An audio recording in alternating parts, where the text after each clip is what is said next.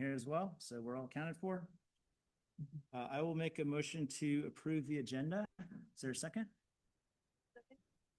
All those in favor? Aye. Aye. Great. I will move on to public statements related to agenda items. Sorry. Oh yeah, sorry. This one's me. So if anyone has public statements related to an agenda item, please fill out one of these blue cards, which are in the back of the room, and give it to Kirsten up here.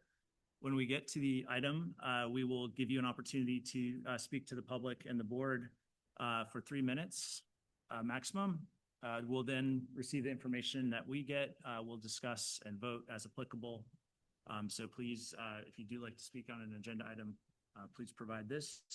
If it's a comment related to a non-agenda item, we will address that at the end of the meeting and give you an opportunity to speak. We'll move on to item 6, union statement, BEA.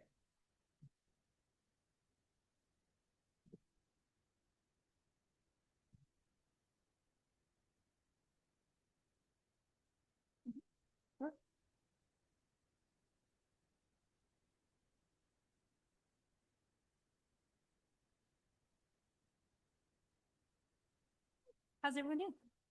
We finally made it. So good evening, and thank you so much for hearing BEA tonight. I want to begin by acknowledging the dedication of our educators, our administrators, families, and board members. We all share the same goal to provide the best possible learning environment for our students. My remarks tonight are coming from that shared commitment. First, I'm going to talk about district priorities and staffing, because this is going to be a very big topic as we continue to move forward with the year, or next year. This year, the board approved to reclassify the human resource director position to the assistant superintendent. We get it. However, that does add $50,000 base to it. Meanwhile, BIS is already short-staffed by at least 4 teachers. We have 13 combination classes across our elementary schools, and they're not even balanced combo classes. In some of those classes, we have as few as 6 kids from a lower grade or an upper grade. That is very, very hard to build community. That is very, very hard to feel like a sense of belonging, especially when you're talking about grades 2, 3, 4, and 5, where it is fundamentally, developmentally appropriate for them to begin building the social norms that they need to continue to progress, not just academically, but also socially with students that they are going to see until who knows when, probably graduation from high school. So we are asking for a balance, right?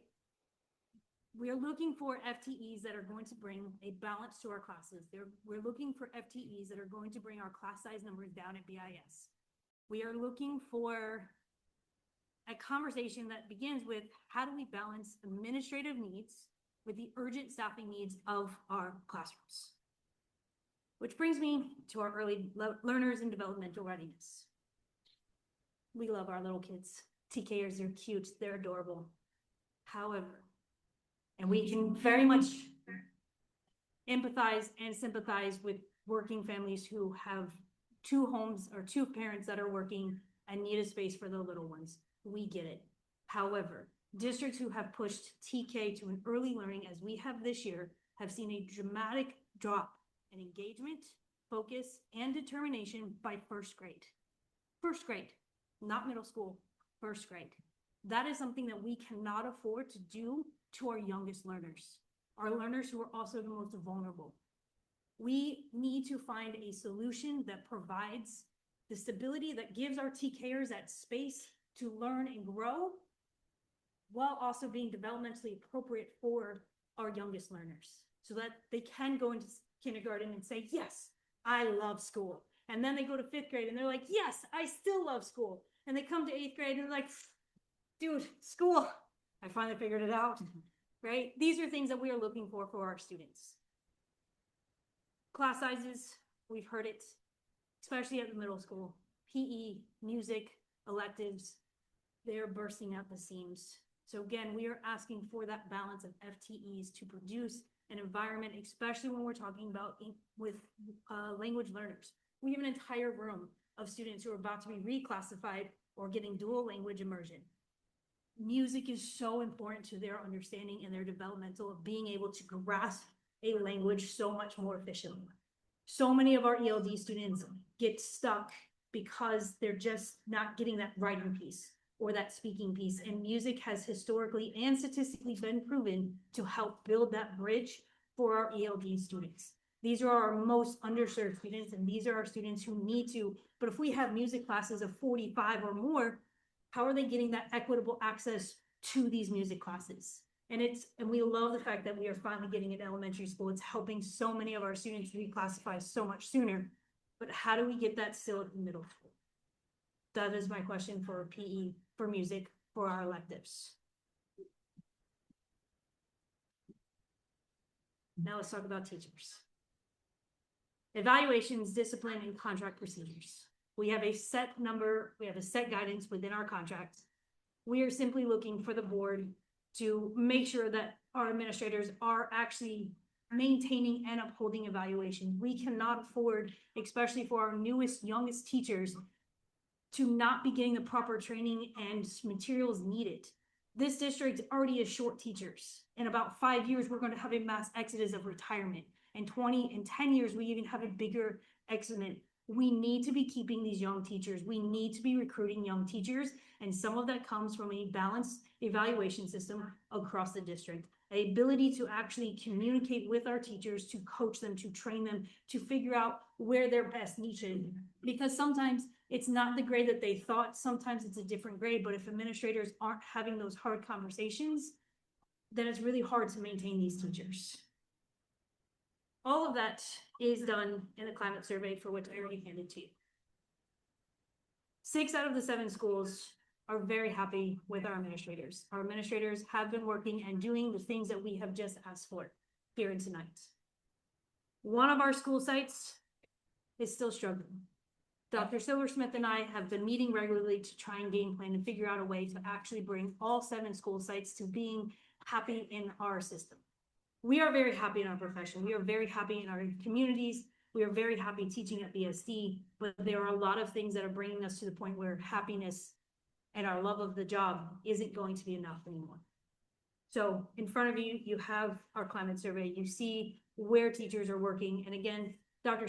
Silversmith and I have been working to figure it out. BEA is happy with the momentum that we have been moving towards.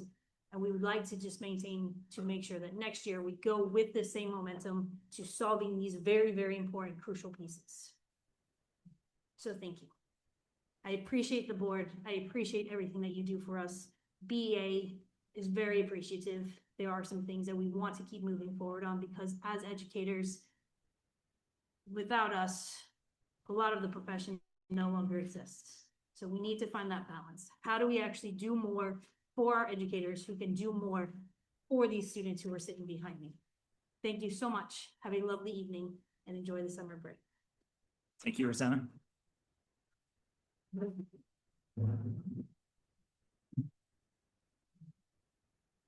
All right. Item 7 is union statement from California School Employees Association. Do we have anybody from CSEA? Oh, there's Lori.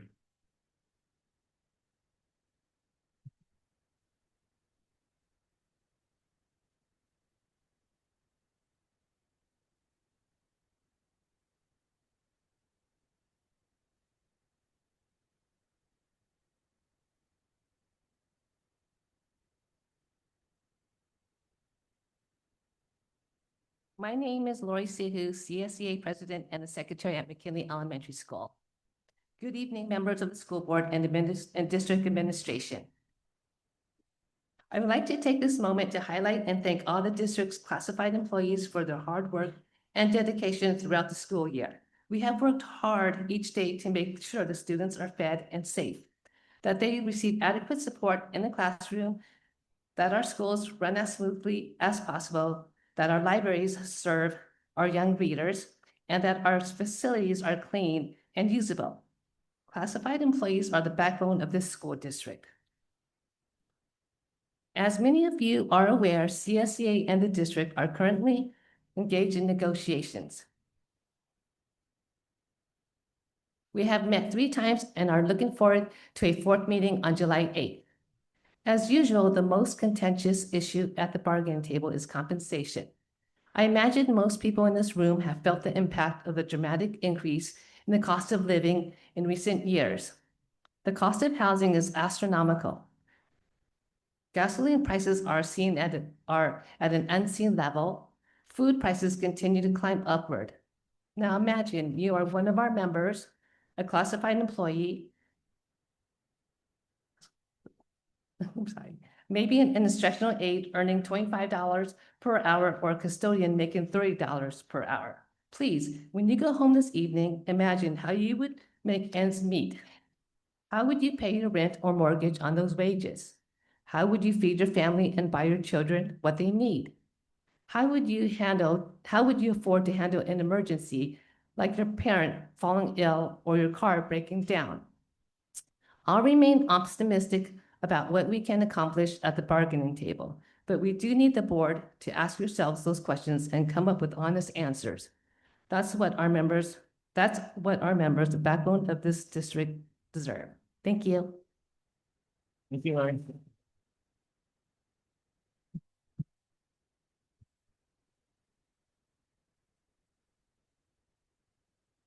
All right, item 8, statement of Superintendent Silversmith.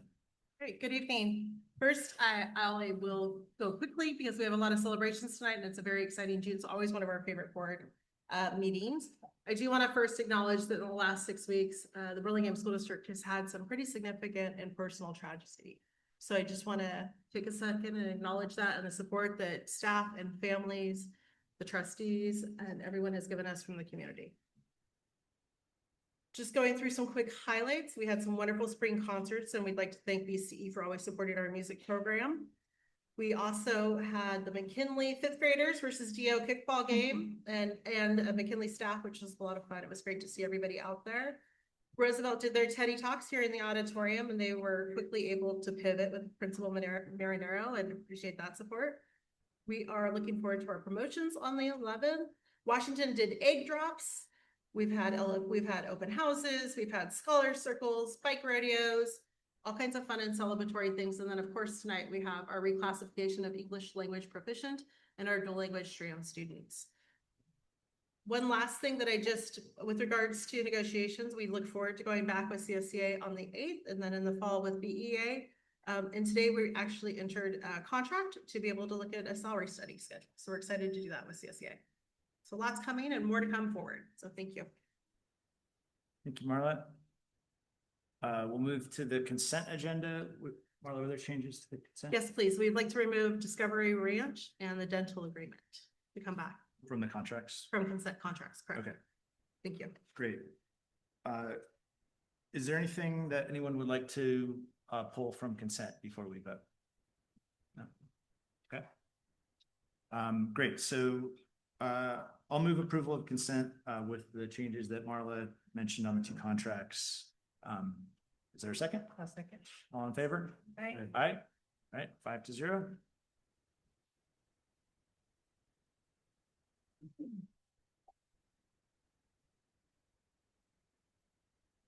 All right, now for the fun part.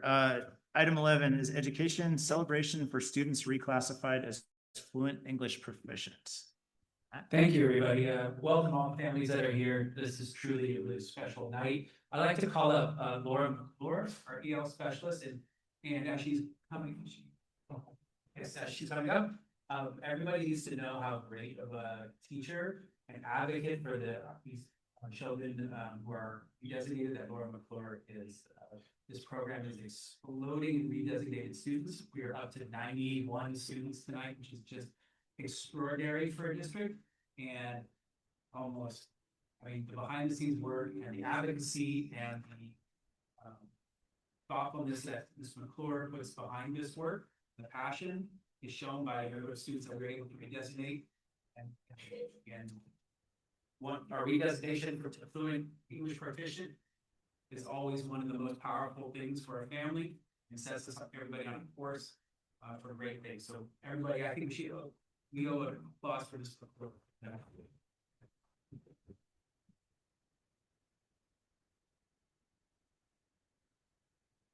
Now I will turn it over to her.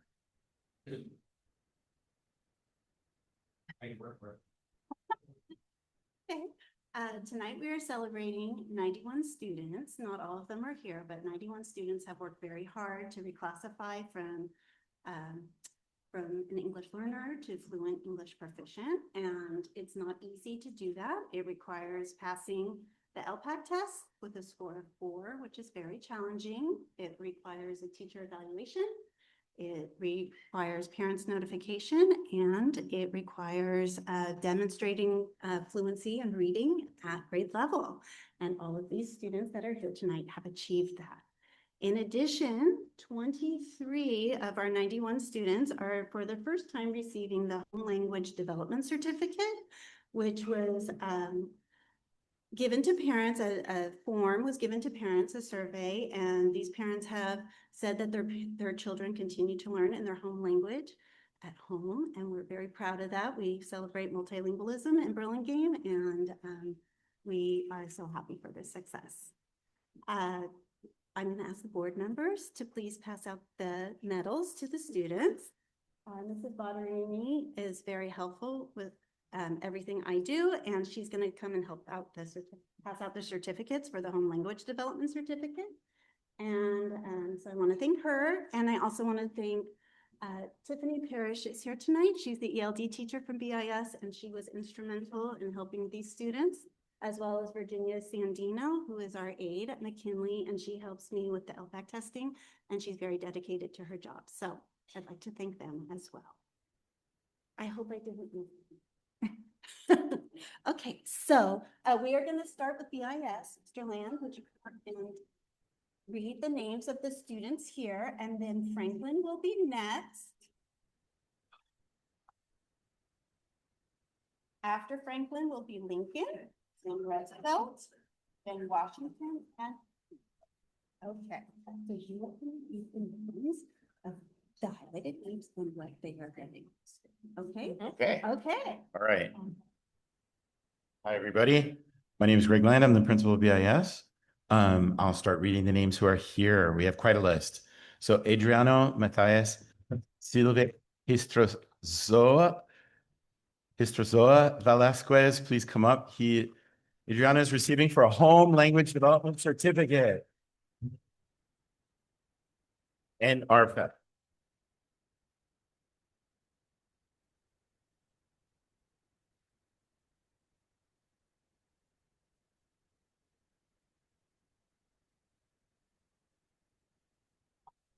Okay, we're just getting this figured out. Okay. Our second one, Ise Tobita for RFEPing and Home Language Development Certificate. Congratulations.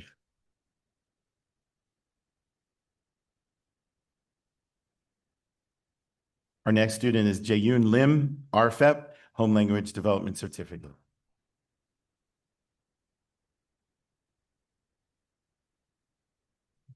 Our next student is Nayeli Pardo Castañeda, RFEP, Home Language Development Certificate as well.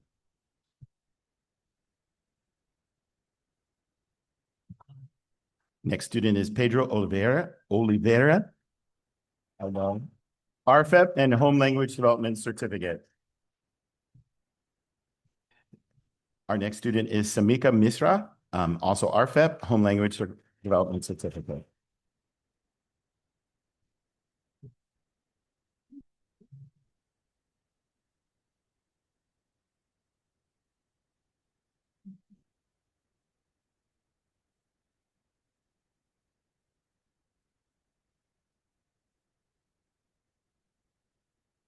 Okay, we are on to Franklin. Woo-hoo-hoo-hoo. First we have Aika Muliang.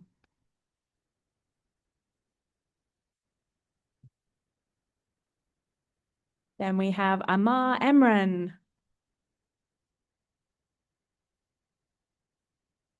Chiharu Ando.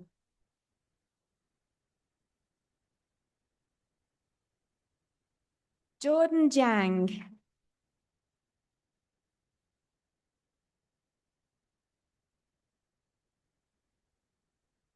Reika Muliang.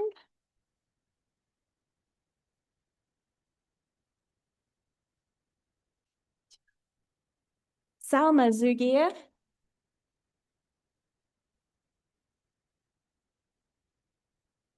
And Zlata Kushina.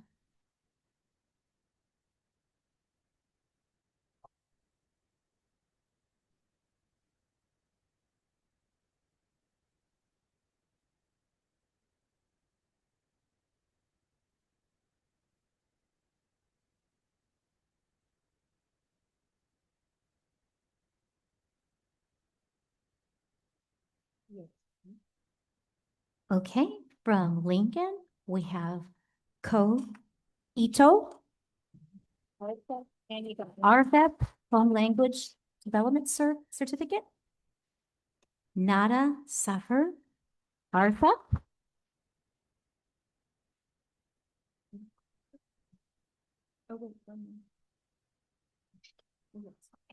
And Yilin Sao, RFEP.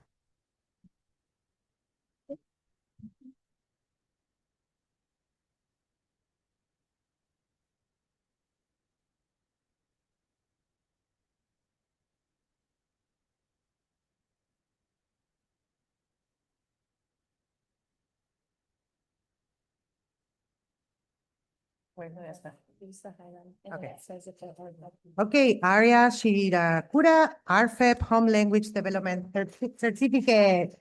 Yay! Eileen, she's too excited. Eileen Kip, RFEP. Emilio Valdez, RFEP Home Language Development Certificate. Luana Cortez Bayonet, RFEP Home Language Development Certificate. Suguru Terui, RFEP Home Language Development Certificate. And Elizabeth Portillo, RFEP.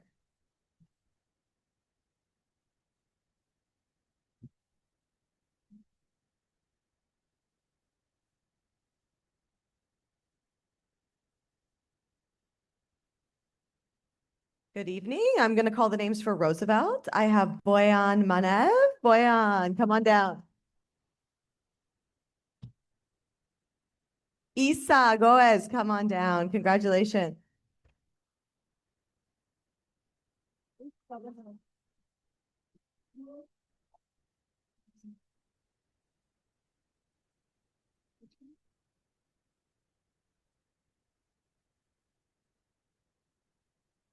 Yay!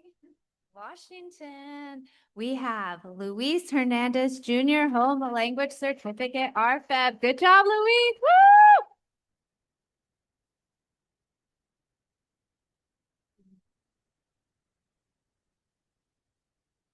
And from Hoover, we have Louise Holmion.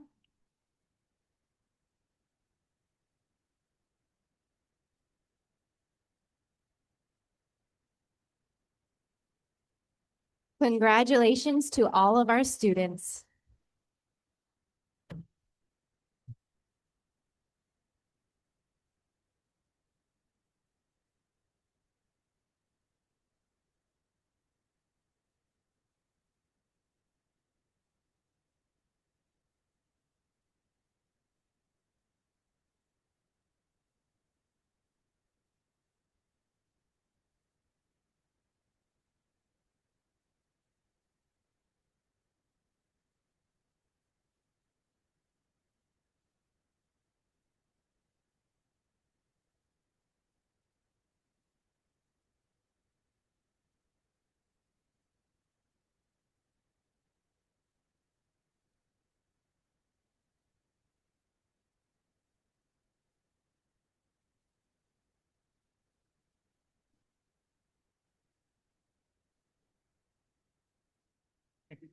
We are so proud of all of our reclassified fluent English proficient learners. There's a wonderful backdrop outside in the foyer for you all to take pictures with your family to continue to celebrate too. Thank you again.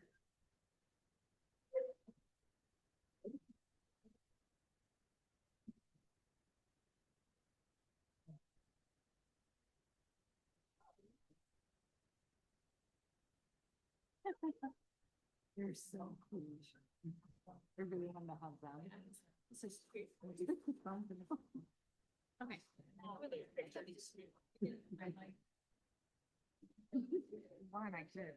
That was gonna take time.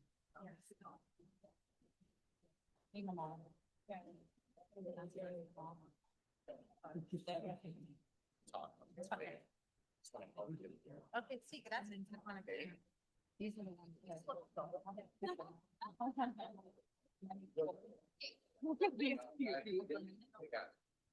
Okay. No, yeah, yeah. Perfect.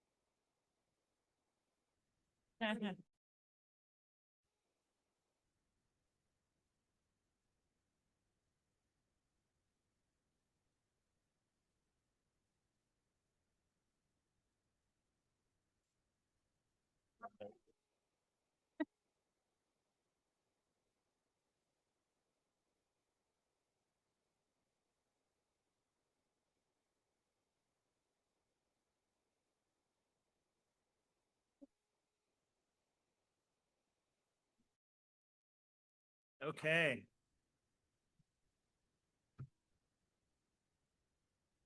We'll move on to item 11B, which is our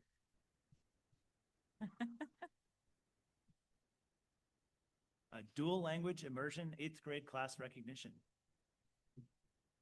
Matt. Yeah, so I'll introduce another passionate educator in Burlingame, our DLI coach, Ms. Becker. We can take it from here. Talk about the award-winning program and the great, our great students. Okay, congratulations, 8th graders, on completing 9 years in our dual language immersion program. Although this is only one stop on in your bilingual journey, it is an important milestone worth celebrating. Today, we recognize not only your hard work and dedication, but also the knowledge, skills, and cultural connections that you have gained along the way. Nunca olviden que ser bilingüe es un regalo para toda la vida. Su capacidad de comunicarse en 2 idiomas va a abrir puertas, se conectarán con más personas y les ayudarán a ver el mundo desde diferentes perspectivas. Felicidades. We are so proud of you and excited to see all that you accomplish in the future.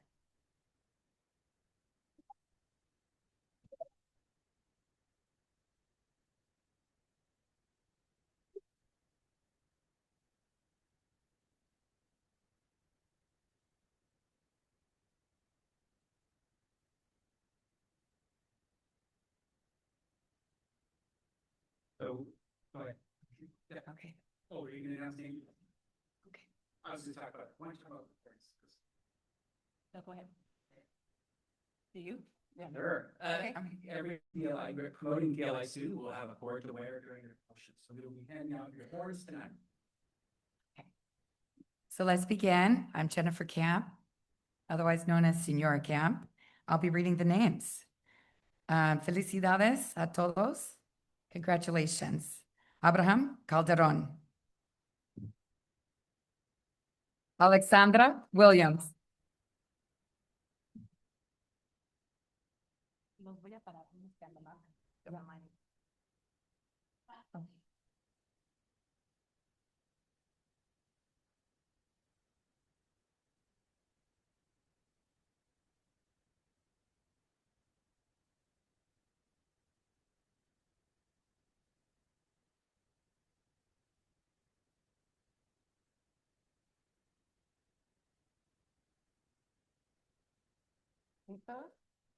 Listos. Okay. One more time. Una vez más. Okay. Alexandra Williams.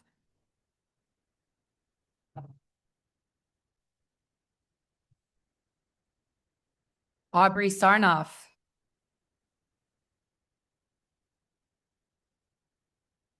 Avery Lawrence.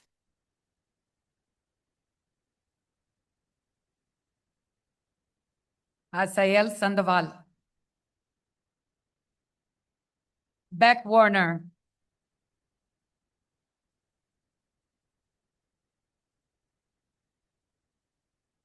Carlos Rivas. Caroline Anderson.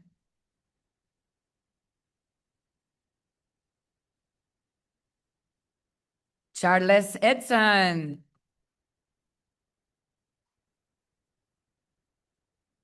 Connor Peters.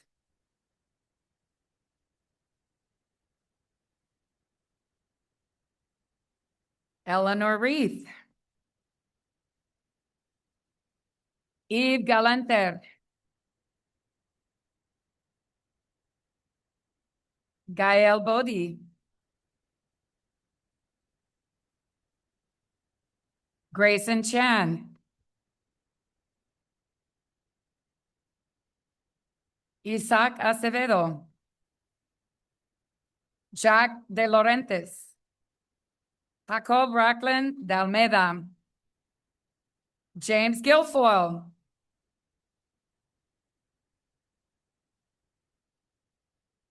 Jesus Morales. Juliana Carrera.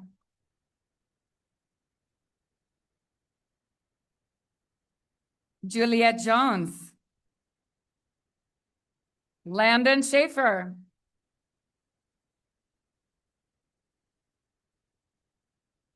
Luca Fasoli.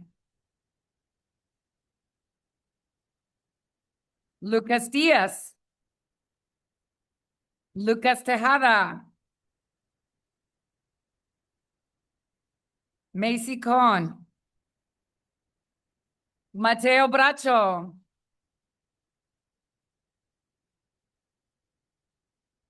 Matthew Rosenstein.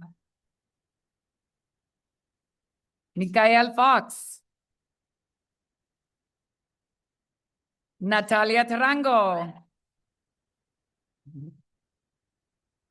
Oliver Marseille. Rui Pierre.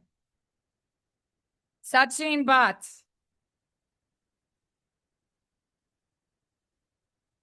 Sachin. Sara Parikh.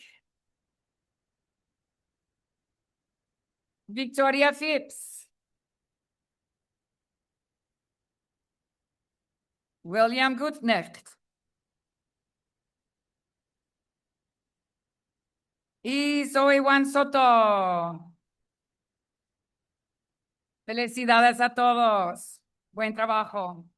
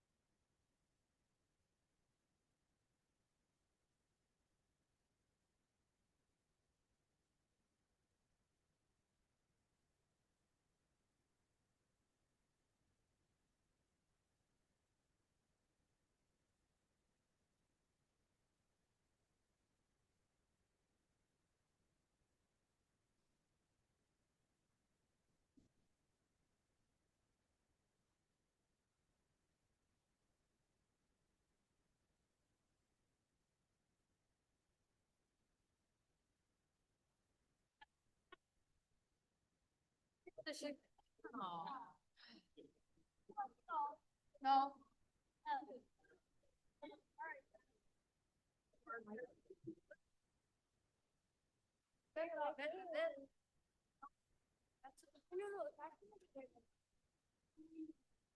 I should like that. When I'm done, you guys can take my seat. Aw, we live slippers though.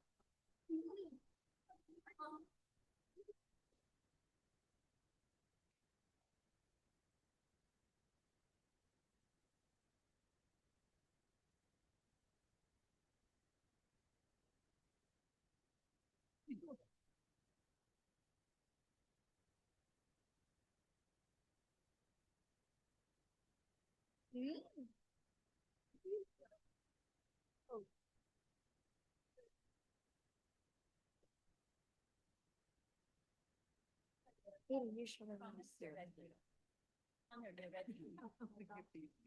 All right, we're gonna move on to item 11 C.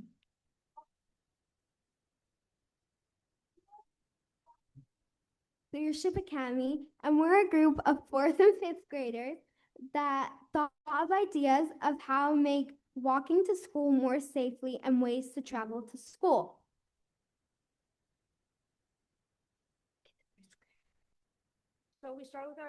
So we started with our four-step Our Voice method. So for step one, we discovered we used the Our Voice method and we walked around the community and seeing which has the good and bads of our community. And then we discussed with each other as step two. And then we discussed with our groups and we arranged our groups into 3 different parts: sidewalks, roads, and litter. And then 3, we activated and we started thinking of like new ways of how we can improve it. And then 4, we started changing things bit by bit.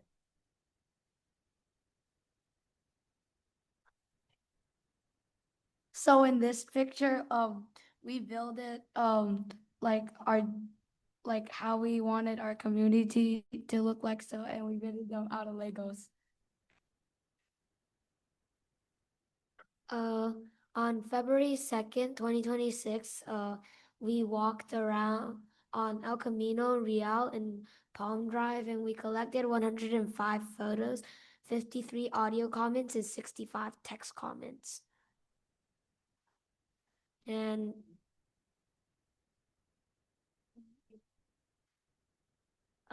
here we used an app called the Discovery Tool, and we ran around town taking photos and saying what we liked about what we liked about the places and what we didn't like.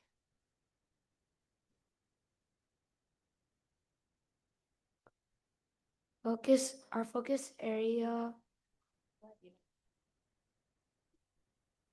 Our first focus area was sidewalks.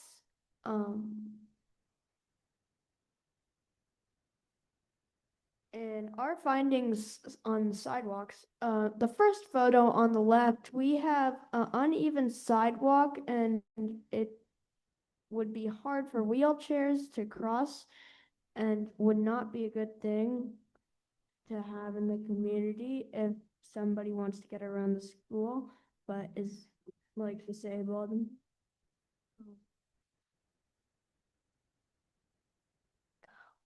And in the picture in the middle, it's hard to, if you're biking or scootering, because the cracks can make you fall very easily.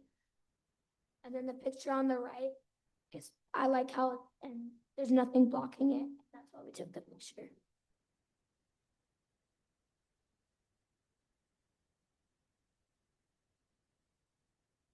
Some solutions that we thought about is tree maintenance, about how we can trim trees with large roots to prevent further sidewalk lifting.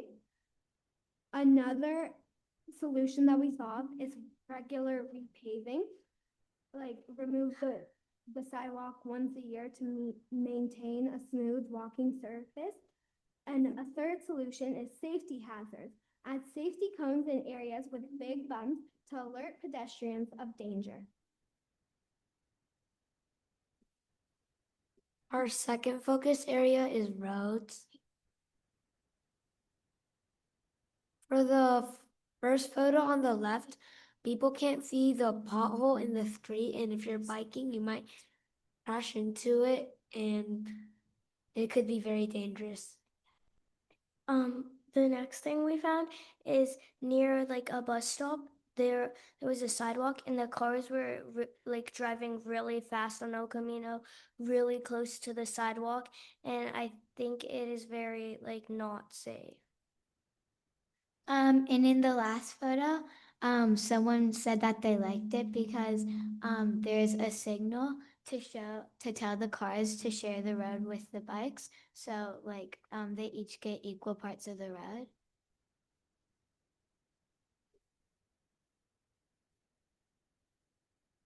Some solutions that we saw about is to pour cement to fill up the cracks in the road. Another one, mark bumps and cracks in the road. Put a sign that tells people there are bumps in the road. Hire a crossing guard on the most dangerous intersections, and a bonus one to trim the trees during the summer because when we trim trees during the school year, it causes traffic of picking up children. And that is higher chance of accident. Now we have our safety patrol crew, which is where people wave cars over and tell them when to go or stop. Oh, we got to that from because we saw we could hire crossing guards, but so far we're having a safety patrol for people to get to school easier. Our last focused area is litter. Some of our findings are in all of the pictures, there's litter, and on the last picture, the leaves are covering it, which makes it harder to pick up.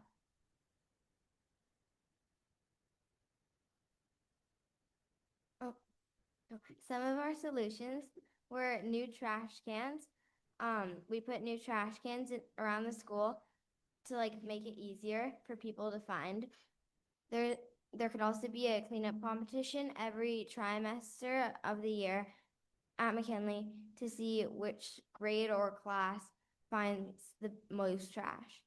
And we also have the Green Crew team, which was inspired by this project, which helps tell kids at the school which bin to put all their trash in.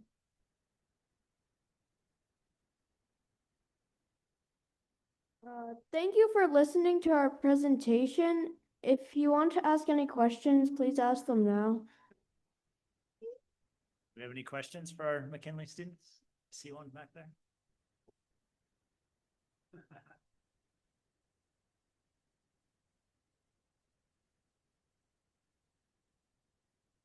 The Green Crew is a team of students from McKinley who during they help clean up and make sure the trash is put in the correct bins.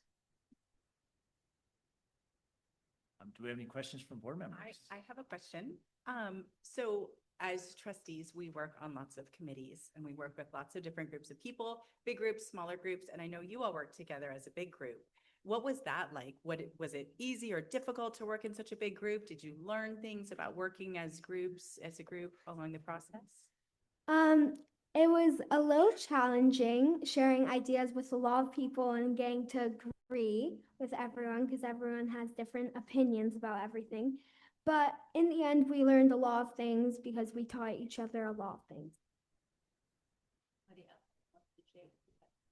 So another hard part was giving up most of our lunchtime. So we ate inside the STEM room inside of our library. So we went from the beginning of lunch to the end of lunch, and we skipped our playing time to do this project. You're very dedicated. Great. Well, thank you so much for sharing your findings with us. Finally.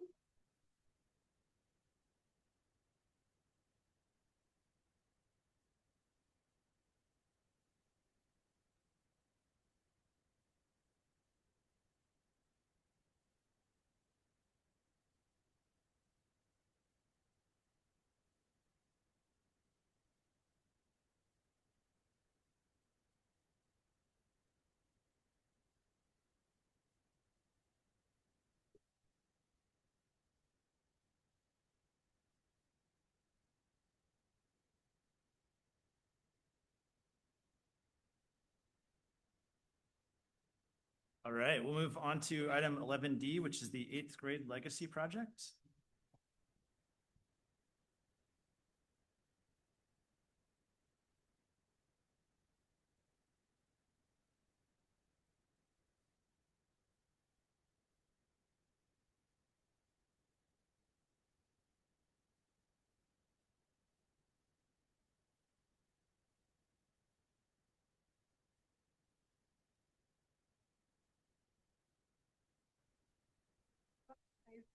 They're good. Move forward their projects? Or you can scroll it? Yeah. Okay. There you go.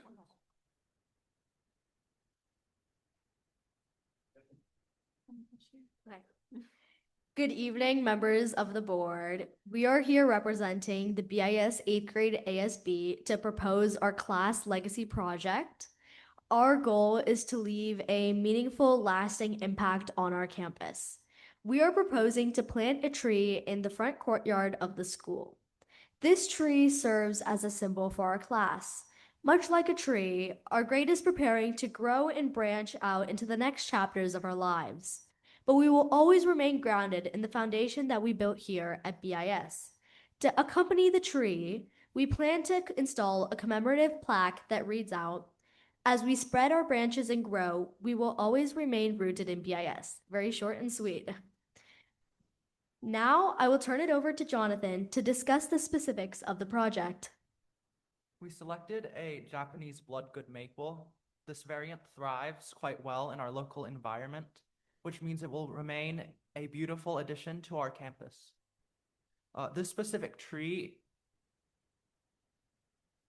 in a survey sent out to the 8th grade, there was overwhelming support for this idea, which means that this idea has potential.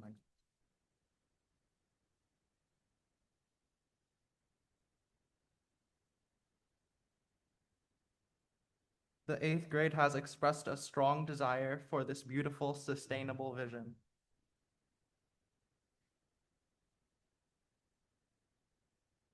Okay. Next up, we're going to have Dale discussing a little bit about the plaque. So our plaque that we chose to go at the base of our tree says, "As we spread our branches and grow, we will always remain rooted in BIS." We feel that this plaque represents us as a class, because though we will be growing up and going to new places and reaching new heights, we will always be rooted by what we've learned and what we experienced at BIS. Do you show them the? We didn't know we would have a computer, so we have like. Do you want to scroll up on the computer? Yeah, The I pictures at the bottom. But we don't have this. Yeah. So this is our proposed location of the tree on the screen. Yeah. We chose this location because of its high visibility and the fact that there's already irrigation there because of the donor square that was added recently. So it wouldn't cause any like excess work. Installation would be done by the maintenance team, so they're already like comfortable with the school's facilities. Yeah. So regarding the financial aspect, we estimated the total cost of the tree and the plaque, and it's going to be fully covered in the ASB budget, so we're not requesting any extra funds from the district. We believe that the rationale behind this project, combining campus beautification with the meaningful class symbol, makes it an ideal legacy for the class of 2026. Thank you for your time and consideration. We would now like to open the floor to any questions that you have. Thank you. Have any questions from the board? Okay, no, well, thank you. We do need to vote on this, so it doesn't happen unless we vote for it. Do we have any discussion? Can I add a couple more things? Please. I just want to commend the four of you because you had this idea, you called us together, you brought in Omar in the back and Richard and our landscape architect, Ms. Baker, everybody, and you had the plan from everything. And we're excited to let you know that should it pass, it would be planted tomorrow to be there for your promotion on Thursday. All right.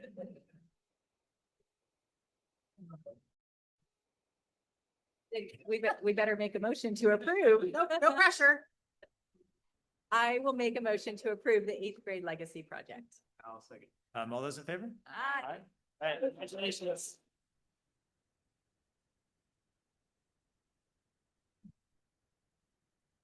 Thank you so much for your time. Thank you.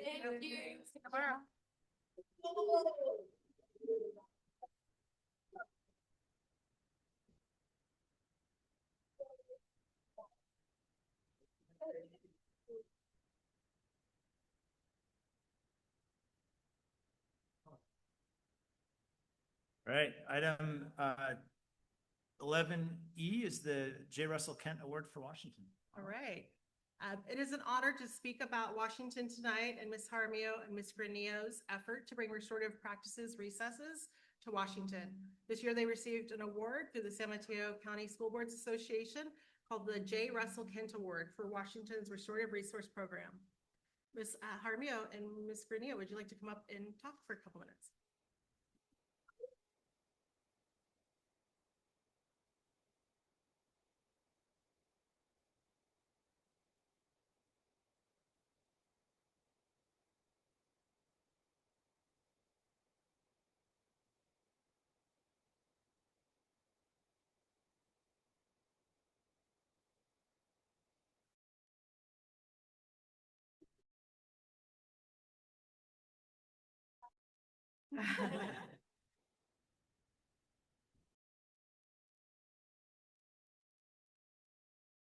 So Washington was honored last month at a dinner celebrating their idea amongst other districts and different items, and we're very proud of the restorative recess. Hello to the wonderful board, district leaders. Good evening. My name is Alyssa Jaramillo. I am now officially the assistant principal of BIS.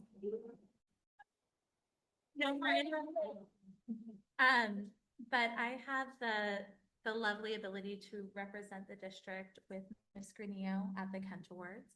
Restorative Recess is a program that I created when I was principal in Half Moon Bay. And it was one of the things that I knew I wanted to bring to any school that I worked at as an elementary principal. It was something that our community really jumped right on board with. What Restorative Recess started out as was a way for me to be able to get to know my students in a way that is not when they're sent to the office to have to come talk to me, but in a way where they get the chance to play games with me. It stemmed from a need of certain of my students to not just have a punitive consequence, but to actually learn some social skills and to have a positive relationship with me as the school principal. And so how that looked at Washington is on Fridays at recess, I would open up an area and I would lead games for our kinder through 5th grade students every week. Teachers could refer students to come to the program, or I could refer students to the program if there had been some issues on the yard where they needed to practice sharing or fair ways to play, things like that. But it was also open to all students to come join as well. And a lot of the days I would have up to 30 kids in each of the recess times. So it served over 10% of our school every week. And it was honestly just one of my favorite times of the week because I got to go play games with my students. Over the years at Washington, especially our current 5th graders, they had been with the program since they were in 3rd grade, and they started actually telling me what game we needed to play the next week. They had lots of feedback. And it just became a really wonderful tradition that I'm so grateful Ms. Granillo has continued on with at Washington.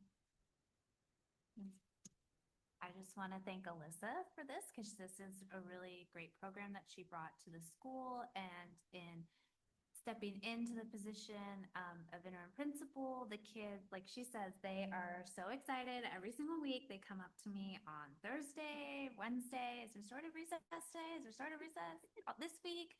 And they've also, one of the things we've done is they're also now our leaders and our models out on the yard, because in restorative recess, like Alyssa said, we work on strategies for solving our problems. We kind of come up with a little to-do list of what we can do step by step, and they're the ones that then go out on the yard, and I hear them making suggestions of like, rock, paper, scissors, guys, rock, paper, scissors. So it is really nice because I'm kind of coming in after she's already established it to really see it play out outside of the program itself, all of those skills, seeing the students use them out on the yard. So thank you, Alyssa, for your hard work on this, and we are very excited. I also would need to say a huge thank you to Simran Kumar, our previous school counselor, and Dagwa Espinosa, Washington's current school counselor.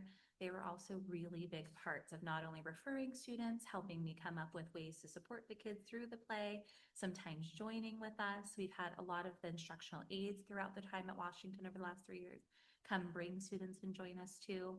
So even though it's a really easy to implement program, it is a really meaningful one and a really worthwhile one. And, you know, we have a good team that helps make it possible every week.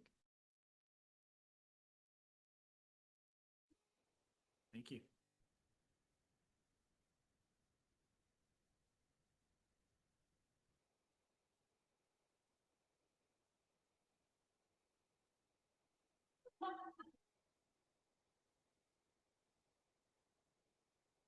All right, we'll move on to another recognition.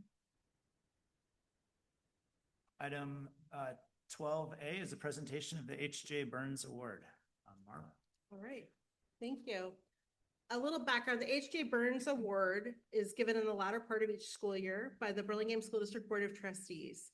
They recognize volunteer service and the pursuit of educational excellence in Burlingame schools. H.J. Burns, whom the award is named, served as a board trustee for 24 years. From 1945 to 1969, the longest serving term of any board member in Burlingame. Mr. Burns used his intellect and considerable verbal skills to keep his fellow trustees focused on district business and away from local politics or matters which he considered not relevant to education. Mr. Burns, who died in 1981, served World War I and studied to be a Jesuit priest, and was the editor of the San Francisco Examiner pictorial section. Mr. Burns had 3 children who attended Burlingame schools. His granddaughter, Tara Pratt, returned to Burlingame and also sent her children through Burlingame schools. She too contributed quite a deal to the district.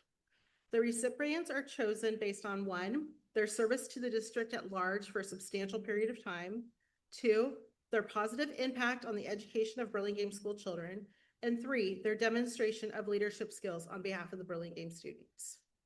It is my distinct honor tonight to be reading about one of our recipients. Liz Anderson, would you please come down?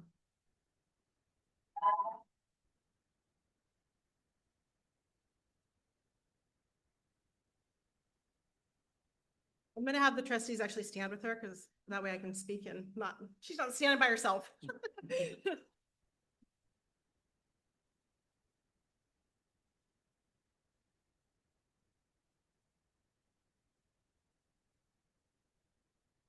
Perfect. Liz Anderson is one of this year's recipients of H.J. Burns Award. This award recognizes extraordinary volunteer service in support of educational excellence across Burlingame. Yeah, it was named for H.J. Burns, a long-serving trustee who believed deeply in keeping the focus on what matters most: students, school, and community. And tonight, that spirit is exactly what we celebrate in Liz. I could stand here and try and list every role that Liz has taken on: room parent, book fair chair, readathon chair, Harvest Fest chair, BCE president, and so many more. But honestly, we need a scrolling ticker above the stage to capture it all. Her service spans years, schools, and countless initiatives, both big and small. This award is not really about the list. It's about what that list represents. Liz shows up. She shows up when things are easy, and she shows up when things are hard. And because she keeps showing up, our schools, our students, and our community are stronger. She's been the person people turn to when they need clarity, judgment, or simply reassurance. Someone you trust, someone who quietly makes things better. Many of us have our own stories about Liz, memories of her calm, steady presence, even in the most stressful moments. She's organized, thoughtful, generous, and remarkably unflappable. I still don't know how she managed to lead major events like Harvest Fest while serving in the key leadership roles with BCE without missing a beat. And then came one of the hardest moments for our community, the onset of COVID. Just weeks before a major fundraising gala, everything shut down. Plans unraveled overnight. At a time when uncertainty was everywhere, Liz stepped in. She helped guide BCE through that crisis with clarity, strategy, and determination. Because of her leadership, the organization was able to fulfill its commitment to our district and to our students' unique educational journeys. In fact, Liz once told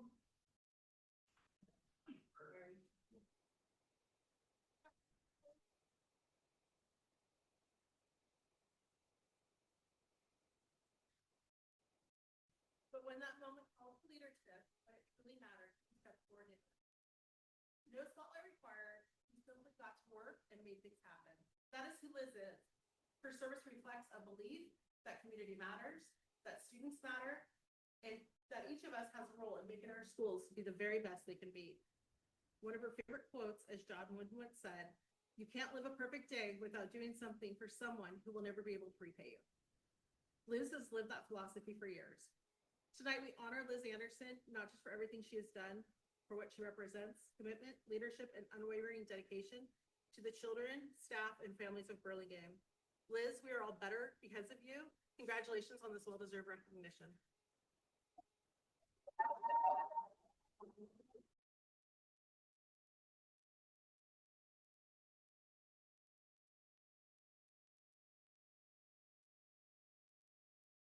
We do have a couple items for you, and I do want to say, as you can tell, this was written by very many of your dear friends, some of which I'm sure you're not going to be happy with the secrets they told. We do have, sorry, we'll go ahead. Would you like to go, Sarah Phelps?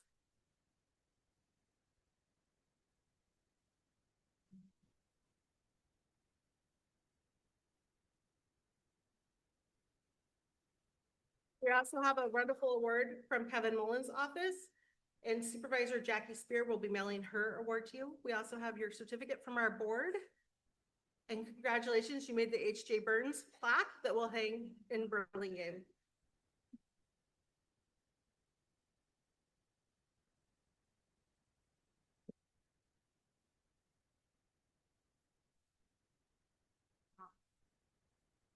And then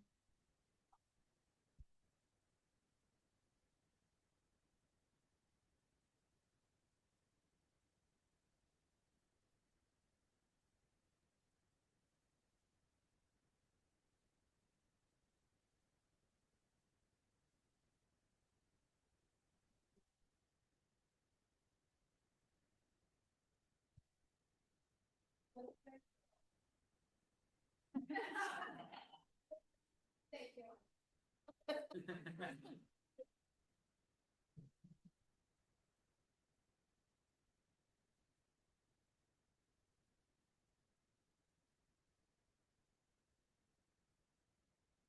All right, Karen Kearney, please come forward. Mine standing, yeah, well, stand. Look, I see some breathe. Here's the mic.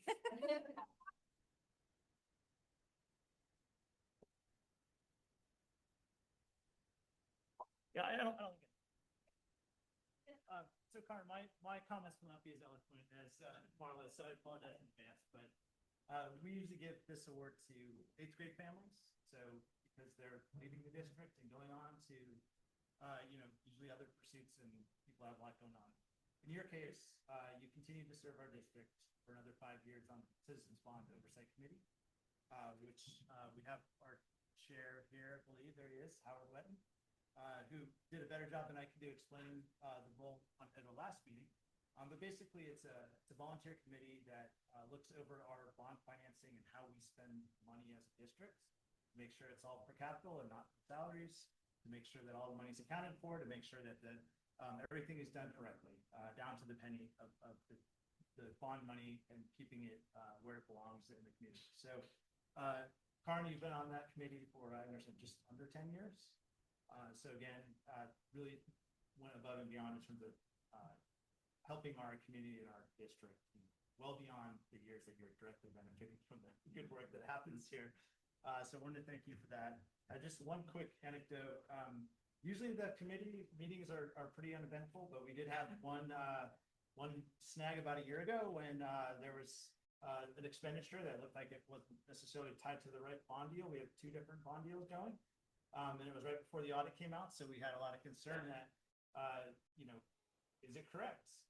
So Howard convened the committee, and Karen was in Ireland, somewhere in Europe, and she joined us by phone to help us figure out not only what happened, but how we make sure that it never happens again in terms of controls. I didn't mention Karen's also the treasurer at Stanford, so she's overqualified for this position. But we just truly appreciate everything you've done for the district over this whole period of time, including bringing me into volunteering for the district. So I have you to thank for everything. So just congratulations and thank you.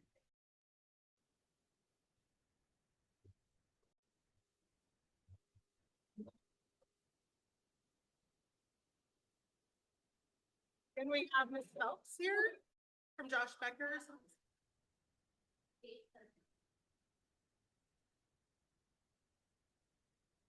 Thank you so much. We also have a certificate from Congressman Kevin Mullen's office. Supervisor Jackie Spear will be sending hers. We have your official award from the Board of Trustees. And you too have your name on our wall of fame for H.J. Burns. Congratulations, Karen.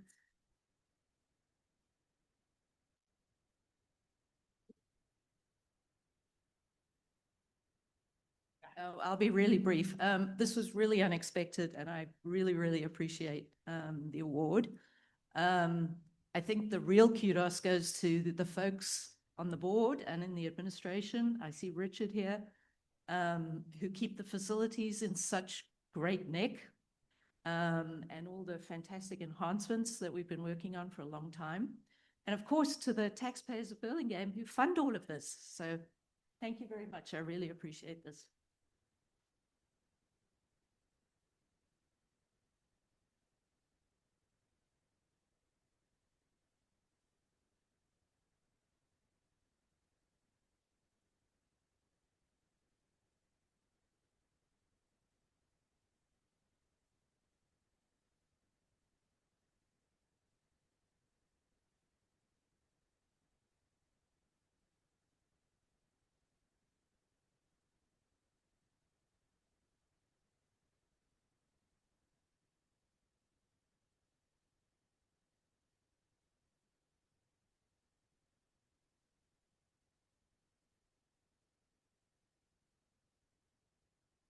Right, we'll move to item 13, which is human resources. 13A is recognition of retirees and resolutions of appreciation.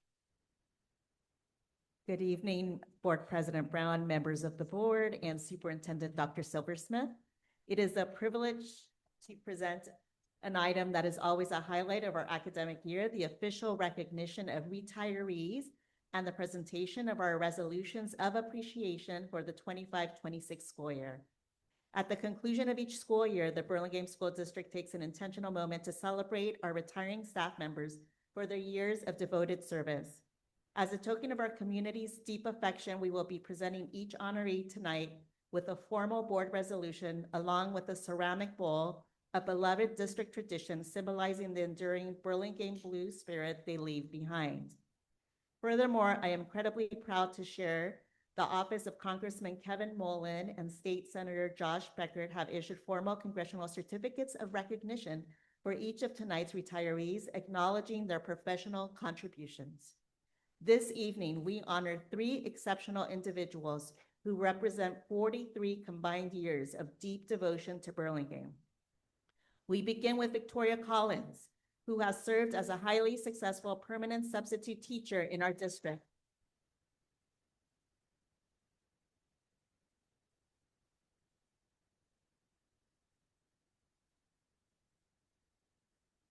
Since September 18, 2013, Victoria brought an extraordinary amount of versatility, grace, and skill to classrooms all across our district, ensuring stability and a compassionate learning environment for thousands of students over the last 13 years. We do have a resolution. Would you like me to read it, or would the board like to read it? All right, resolved by the Board of Trustees of the Burlingame School District, County of San Mateo, State of California. Whereas Victoria Collins has been a highly successful permanent substitute teacher in Burlingame School District since September 18, 2013. And whereas Ms. Collins has enriched the lives of countless number of students and their families district-wide in the Burlingame School District, and whereas Ms. Collins has provided excellent support to her administrators, teachers, staff, and students, demonstrating incredible patience, caring, and pride in her work in school. Ms. Collins was truly loved and respected by all. And whereas Ms. Collins has fulfilled all her duties and responsibilities as a permanent substitute teacher in a professional and highly exemplary manner, now therefore be it resolved that the Board of Trustees of the Burlingame School District extends its best wishes to Victoria Collins upon the occasion of her retirement following 13 years of faithful and dedicated service to Burlingame School District, and extends its sincere best wishes for a rewarding and fulfilling future. Passed and adopted this 9th day of June, 2026. Congratulations.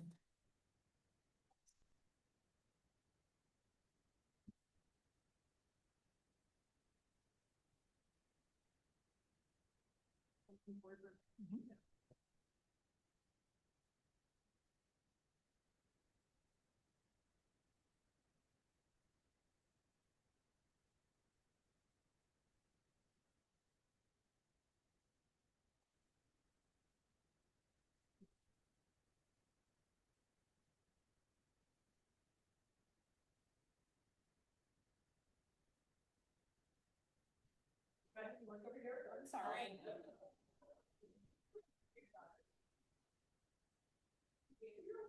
Perfect.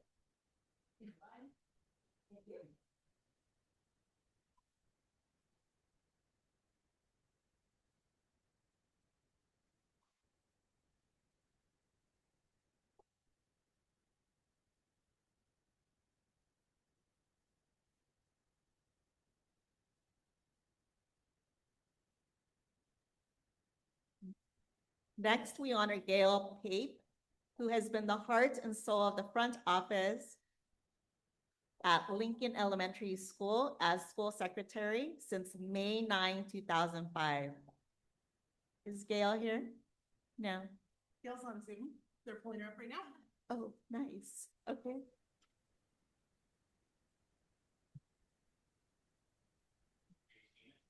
Not yet.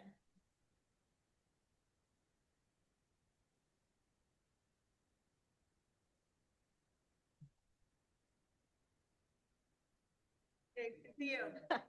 Hello, Gail. Hi. We were just saying, we honor Gail Pape, who has been the heart and soul of the front office as school secretary at Lincoln Elementary School since May 9 of 2005. Gail masterfully balanced endless daily needs of students, staff, and families with unmatched patience, professionalism, and humor. She also holds the historic distinction of being the longest standing school site council member in Lincoln history, dedicating 18 years to school leadership. We also have a resolution for Gail.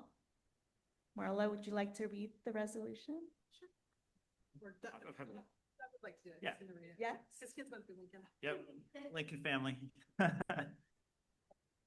So this is a resolution from the Board of Trustees, resolved by the Board of Trustees of the Burlingame School District, County of San Mateo, State of California, that whereas Gail Pape has been a highly successful school secretary in the Burlingame School District since May 9th, 2005, whereas Ms. Pape has provided excellent support to her administrators, teachers, staff, and students, and whereas Ms. Pape has mastered the art of multitasking by answering phones, assisting students, supporting staff, locating missing forms, and solving problems, often all at the same time. And whereas Ms. Pape has consistently and effectively managed student records, attendance, documentation, purchase orders, and all essential school operational materials while maintaining extensive institutional knowledge of where all things are located. And whereas Ms. Pape has provided thousands of Band-Aids to children, including mine, buzzed in endless visitors and parents, and outlasted numerous copiers and printers. Whereas after 18 years, Ms. Pape has been the longest standing school site council member in the history of Lincoln Elementary School. And whereas Ms. Pape has kept the school office running through her dedication, professionalism, patience, humor, and what can only be described as a remarkable amount of coffee. Whereas Ms. Pape has been a trusted colleague, dependable problem solver, and cherished member of the Lincoln Elementary School family. Whereas Ms. Pape has shown unwavering commitment to the students and families of Lincoln Elementary School throughout her years of dedicated service. And whereas Ms. Pape has enriched the lives of countless students and their families at Lincoln Elementary School. And whereas Ms. Pape is truly loved and respected by all. And whereas Ms. Pape has fulfilled all of her duties and responsibilities as a school secretary in a professional and highly exemplary manner.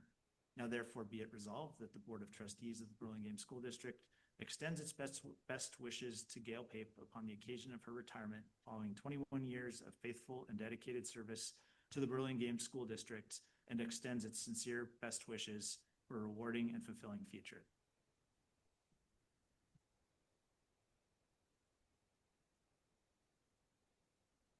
Thank you. Ms. Pape, we will happily bring your recognitions and your bowl to Lincoln tomorrow for you to have to celebrate with students for the next couple days. Thank you so much. Thank you. Thank you. Our third honoree tonight is Ivan Rodriguez, who has served as a dedicated custodian at Franklin Elementary School since April 7th, 2017. Ivan poured his heart into ensuring Franklin was always a clean, safe, and beautiful environment for learning. Beyond his daily duties, he brought immense joy and genuine kindness to campus every single day, building wonderful, supportive connections with the entire Franklin school community. I'd like to now turn it over to Jude Lawrence to read the board resolution number 2025-2624. Oh, you can read the speech too. Okay, I'll do this very quickly. I'm honored to stand before you tonight to celebrate the retirement of a true cornerstone of our school community, our incredible custodian, who couldn't be here this evening. While he's been a vital part of our district for many years, as Carla just said, we've been fortunate enough to have him at our elementary school for the last 6. To say he's seen it all is a massive understatement. As an elementary school custodian, he's faced things that most people would run away from. He's bravely handled sick squirrels, dead rats, cleared dog poop off the playing fields, dealt with blocked drains and literal rivers of water. He's stared down toilet paper stuck to the ceiling and humanely wrestled hummingbirds out of our classrooms. And through every single bizarre emergency and every grueling afternoon of moving heavy furniture from room to room, his response never changed. Whenever I call him on the radio with yet another chaotic situation, his voice crackles back completely unfazed, cheerfully saying, "I'll be there," and he always was. But his impact goes far beyond building maintenance. What we will miss the most about Ivan is his heart.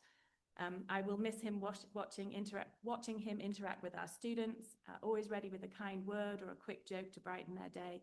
I'll especially miss the profound comfort he gives to our newest, most vulnerable students. For children who arrive at Franklin speaking only Spanish, his ability to connect with them in their native language makes them feel instantly safe, seen, and special. And you can't really put a price on that kind of comfort. He's leaving behind big shoes to fill and an unforgettable legacy of kindness, hard work, and joy, an amazing t-shirt collection. We wish him nothing but the absolute best as he begins this next chapter with his family, and we hope he enjoys every moment of his well-deserved relaxation.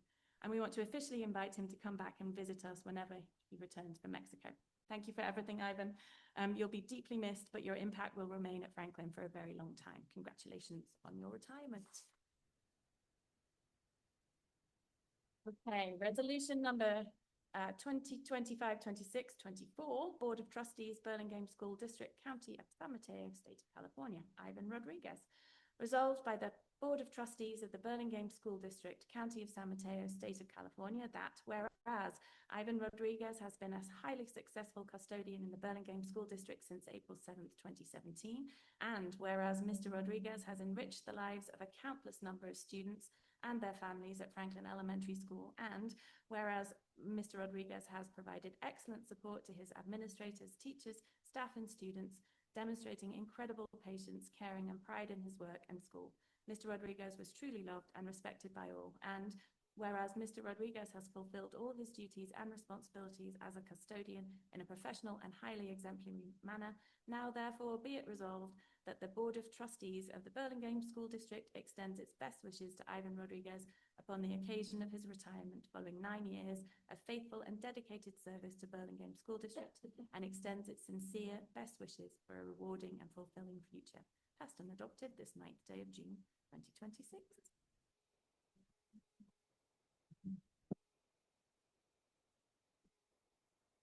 Thank you, Jude.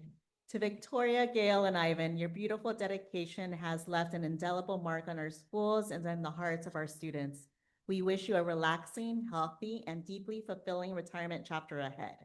It is recommended that the Board of Trustees formally approve and adopt resolutions numbered 2025-2622, 2025-2623, and 2025-2624. Thank you. Okay. I guess it's information, but I mean, it is a resolution. Why don't we just, all in favor of support, statement of support for the resolution? Great. All right, we'll move on to 14A, which is BIS course descriptions. I'd like to call some handouts to take.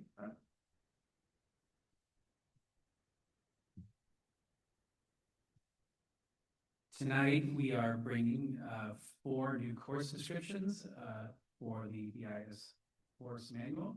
The interesting thing about all these courses, they are, I believe, Mr. Lang speaks to this, all extensions of courses that are already offered. So it's more of some things that are really working.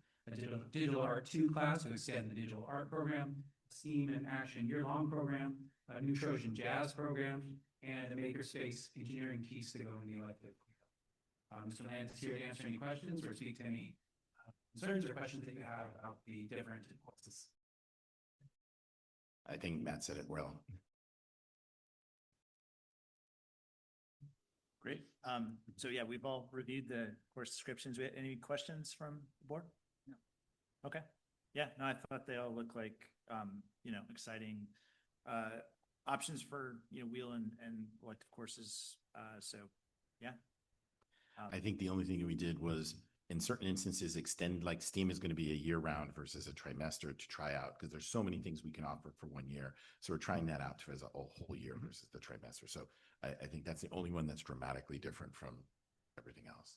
Okay, great. Then I'll move approval of the course descriptions 14A. I will second. All in favor? Aye. Right. Motion carries 5-0. Thank you very much. Thank you, Greg. 14B is the math pathways presentation. Do we have a comment? Oh, I'm sorry. Yes, so for 14B, we have a public comment.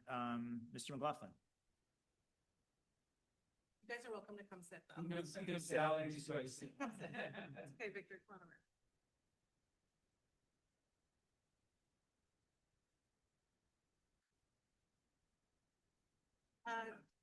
So you'll go there too. They were sure you coming out. Get me on the end of it. Yeah.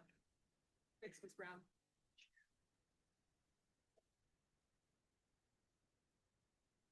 I'm here because math at BIS is too easy for many students, and our current pathways are holding back a lot of talent instead of challenging it. As shown in the table I've given you, approximately 15% of BHS and Aragon applicants to UC Berkeley were admitted in the past 2 years, which is roughly 6% of the total senior classes. The students admitted to Berkeley are a small, highly selected group. Nonetheless, the UC faculty are loudly saying that math preparation, even among these students, is falling short. In a recent May 27, 2026 open letter to the UC Regents, which I have given you, more than 1,400 UC mathematics and STEM faculty, including more than 50 department chairs, Multiple Nobel laureates, including UC Berkeley Professor Jennifer Doudna, describe a crisis in mathematical readiness among UC STEM students. They report that at UC Berkeley, 3 consecutive years of diagnostics in first semester calculus found 20 to 30% of students had severe preparation deficit. These are not students who struggled through high school. These are among the selective students who gained admission to UC Berkeley. So when BSD officials say our kids still get into college, that does not mean that our K through 12 or our K through 8 math system is working. It means we are exporting our math preparation deficiencies to the UC system to fix, or to try and fix. At BIS, many students who love math are not being pushed anywhere near their potential. Let me give a concrete example. In the Roosevelt class of 2022, about 22 female students graduated. 2 of them had the opportunity to attend a private middle school that let them move at their natural pace. In middle school, they advanced from algebra through pre-calculus. This year in 9th grade, those 2 female students took AP Calculus AB. They earned A's, and based on their mock exams, both are likely to score a 5 on their AP tests. This is what happens when students are simply allowed to do their best work. No shortcuts, just real acceleration for students who are ready. For a district that is always talking about equity, where is the equity in promoting a system where only children from families with the resources for private middle school are allowed to excel in math? The UC faculty letter conveys that professors have ended up reteaching middle school math inside college calculus. This is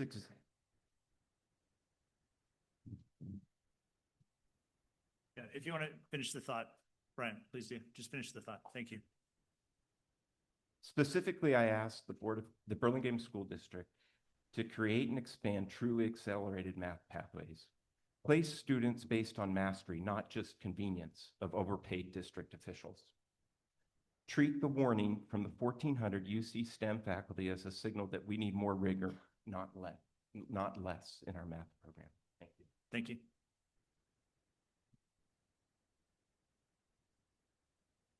All right, Matt.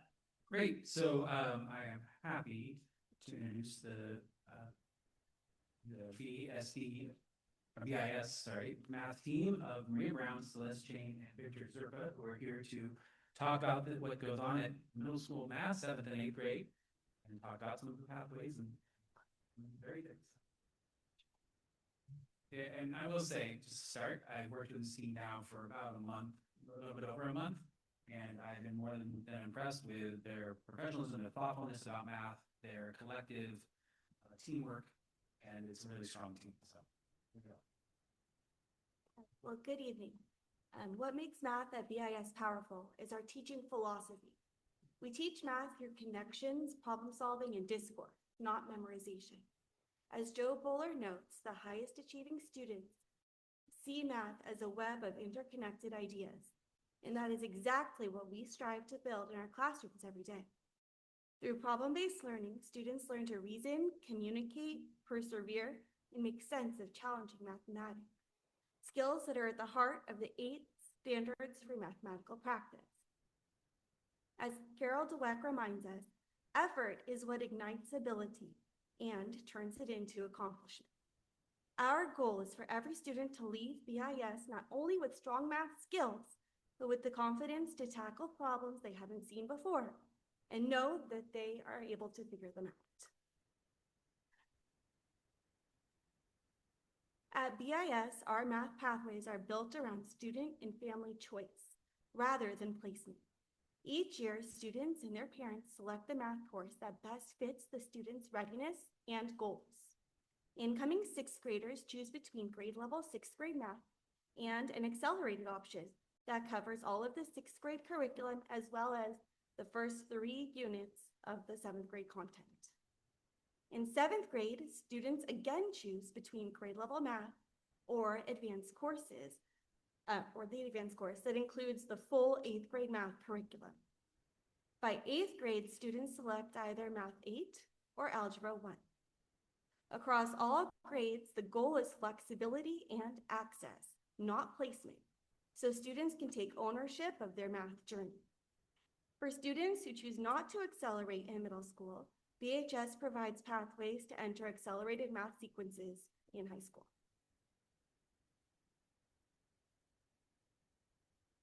One of the biggest strengths of our math program is that it is both consistent and student-centered. Teachers, of course, bring their individual style and flair to each classroom, but across all classrooms, students experience common expectations, routines, and learning goals. This creates a stable and supportive learning environment. We focus on helping students think mathematically, not just how to arrive at the correct answer. We prioritize evidence of thought. Students are encouraged to explain their reasoning, solve problems, and develop a deeper understanding of mathematical concepts. Our program also balances rigor with support. We maintain high expectations for all students while providing the resources and instruction needed to help them succeed, and the flexibility to make decisions based on student readiness and growth. We believe success in math requires more than just content knowledge. Students use agendas and Google Classroom daily to track assignments, assessments, and school activities. This helps reduce missing work while building organizational habits for future success. We explicitly teach study strategies, time management, perseverance. We call it productive struggle, and how to get unstuck when learning becomes challenging.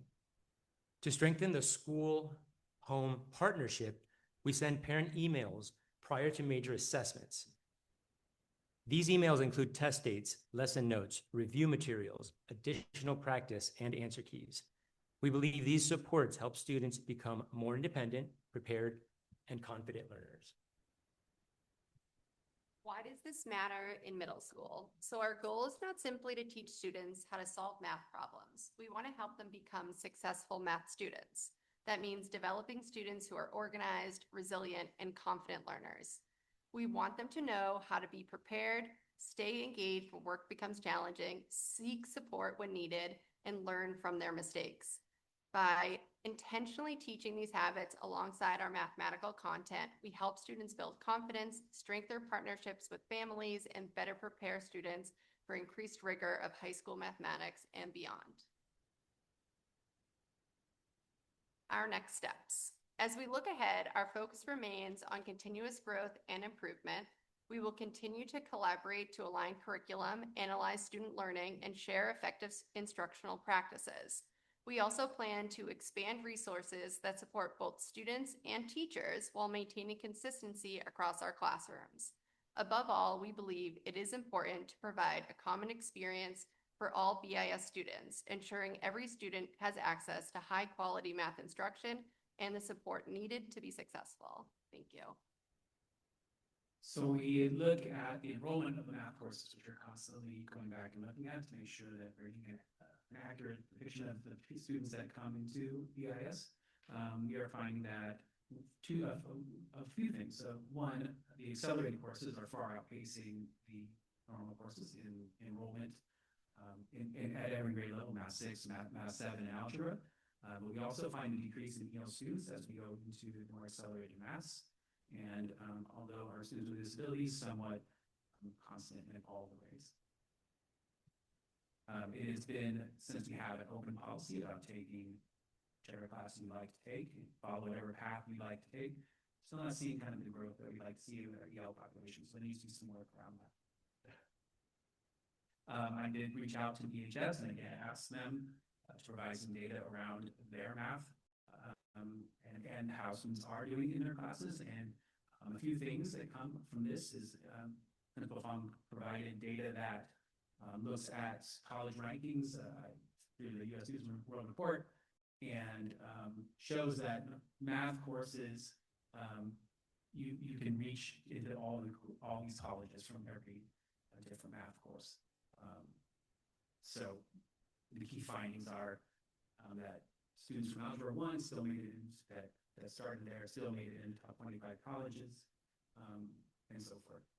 She also wanted me to very much say that they have a compressed math program at BHS that has been, they're finding, much as was stated here earlier, that the deeper math later on is not happening, and we're finding at BHS that the compressed math students aren't doing as well as they had hoped moving forward, so that they're making it much stricter to get into a compressed math program. They want much more focus and make sure that we have success, or they have success moving forward. We also looked at student voice at BIS, which we did last time we brought the survey. We added a few new questions this time that I think are valuable to move on. We generally see a very good view of math, everything from, you know, average and up. You're talking about almost 90% of your students average and up loving math. I think is a testament to our teachers there and the general math feeling about math in our district. You know, some are just okay and easy. So hardly anybody is finding it impossible, which again speaks to our interventions and again our math. The one that we really want to keep an eye on, and this was a new question, was stress around math. And we find that 64% say math is not stressful, 36% say that it is stressful. Since this is the first time we've added this to the survey, I believe it's worth moving on as we go and add this to every year to kind of keep track of how our students are feeling about math and the stress that it's bringing. I don't know if this is a good number or a bad number because I haven't done it enough. The next one looks a little shocking because it's exactly the same with outside support, being 64 to 36, 64% saying they don't get outside support, and then also 64% saying not stressful. That's striking at first, but then I dug deeper into the data, and it said about 11% are taking outside math class and feeling stressed. Most were feeling stressed. I won't take outside math class, so there is no correlation. A few things moving forward that I didn't add, but I have been discussed with the math team and with Mr. Land is finding new ways to support EL students moving forward, whether it be a full class in a secondary language, whether it be keeping looking at stress levels, but also balancing against rigor. The team was talking about rigor moving forward and how we can more, you know, talk to the kids that are really wanting to fly and what we can do there. We have invested a lot this year, especially in making sure that our teachers have designed strategies to meet all the learners. And that certainly also means students at the high end that are thriving, that our teachers should be able to plan for, and I know they can. And then also really working to get a full picture of our math program and our math students, meaning we need to look at a few more assessments. We need to talk a little bit more on data, talk a little bit more on the kind of math that our math team is talking about, and finding ways to assess that, the growth mindset model or the Jobel. So moving forward, we're going to be looking towards this. So I'll take any questions. I have a sort of future question.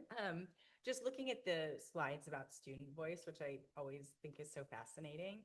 And, you know, at some point, I think it would be really interesting to see if we can look at the slide that has the two graphs on it, the how do you feel and the math is slide. I would be really curious to see within each of those sections of pie, how many of the students find math stressful or not stressful. And then likewise on the next one, right, how many of the students within each of those sections take math, have math classes outside of school and not, right? Because I'd be very interested to see how those tie together, if at all. So I'd love to see that. I mean, I know not tonight, but at some point, I think that'd be really interesting to see. That'd be great. Yeah, I can provide that in an update. Yeah, that would be wonderful. For sure, easy. Great. Other questions? I have a question. So if you know, you were talking about the students who come in and like want to fly, right? Like, so if a sixth grader comes in and it's pretty clear that they want to fly and so like, what's the process for them? Like, how quickly does it happen? What does someone like that experience? I mean, I'll tell you right now what we're able to offer with the course offering. So right now at BIS, we don't call it a compressed math program, but essentially that is what our accelerated program is. Okay. In the 6th grade, if you choose accelerated math in 6th grade, or if you choose it in 7th grade, essentially what we do is we compress the math down and you take 6th, 7th, and 8th grade math in 2 years. So when we say Algebra 1, we're really talking about a 9th grade level high school math course that our 8th graders are taking. Wow. So I know there's always talk about, more courses. Could we do geometry? Could we do Algebra 2? And those things are great discussions if the board and the school are able to do it.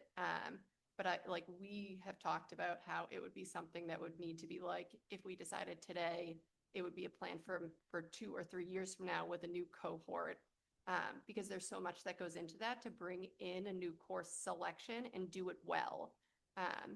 Also we've discussed things like, would the high school be better prepared because they have the resources, the content teachers, and the curriculum already there? So what would be better for students? We love that we have choice at BIS and that we do not in any way deny access to curriculum to students. We even allow kids who choose the regular pathway for both 7th and 8th grade still go into Algebra 1 as 8th graders, even though they're missing a whole year of math. And what we do is we provide the supports necessary to try to make sure those kids can still try to be successful. So yeah, really what we want to do is just make sure we provide those supports where we make sure kids have what they need. I don't know if you guys want to add anything to that. I think BIS does a lot right now. Obviously, there's always more that can be done for more kids in special cases. But that's above our pay grade. Thank you for explaining it in terms of that it's a 9th grade, that really helps.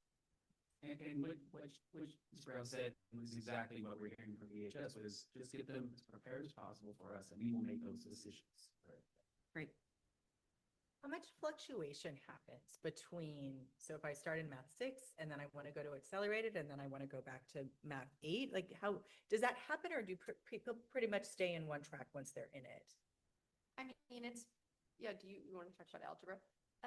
So I feel like we see kids stay in the accelerated path. Very rarely does it happen that they're on the accelerated path, but then they choose to go back and get onto the regular course. We also see many students that start on the regular path and do choose to accelerate. And when they do it from 6th grade regular to 7th grade accelerated, it's not a big deal at all, because it's only the first trimester of 7th grade that gets taught in 6th grade. The students that move from 7th grade math to Algebra 1, they have bigger pockets to fill because they've chosen to jump over the 8th grade curriculum. However, Ms. Brown and Mr. Zerk, our 7th grade team, they do an excellent job of working with students at the end of their 7th grade year to feel out who is going to be doing this and offer supports, a curriculum that they can do over the summer to help bridge the gap. And one thing that I'm starting to have conversation around it is since we moved to single subject modules in our upper grades, or 7th and 8th grade, the ability to then have math specific electives, there's a greater chance of that. So kids that have maybe they're going to do business math, or they're going to do architectural math, or something, you could build a program around that would still allow students to have an outlet for their math excitement, and really have applied mathematics. Yeah, and just to note, when we talk about rigor and what if a kid wants to fly, we do provide extension activities for kids. So although we kind of our hands tied in the ideas of we have to teach the Common Core grade level standards, whether it be 7-8 in grade 7 or grade 9 in grade 8, we also do provide with online resources so kids can take geometry or getting ready for geometry on a different platform that we use online. So it's not essentially a course they're getting credit for, but we don't deny kids access to curriculum if they want to excel in something. If they finish things early, they have access to those things. And also with all the math discourse that we do in our rooms and the deep problem-based learning, it provides instruction on a much deeper level than what used to happen in the traditional textbooks. So kids are really understanding what they're doing. They're building that web that Joe Buller talks about and understanding math, not just doing math. We want to create like flexible thinkers. That's the idea. So they can apply the math to these skills, not just be mathematicians. More live in islands. Thank you. Your passion, and I'm sure it extends to all of your students. So it's great. Thank you. Thank you. Thank you.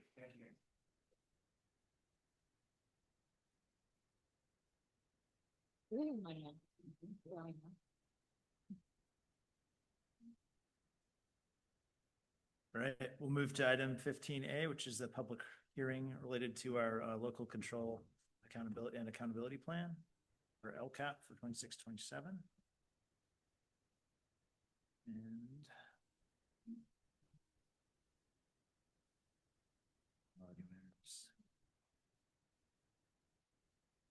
oh, right. Okay, so this is going to be an actual public hearing. So we're going to close the board meeting and we will reopen public hearing for the LCAP 26-27. We have no public comments for the Okay. hearings. No public comments. We'll close the LCAP hearing. We'll resume our board meeting.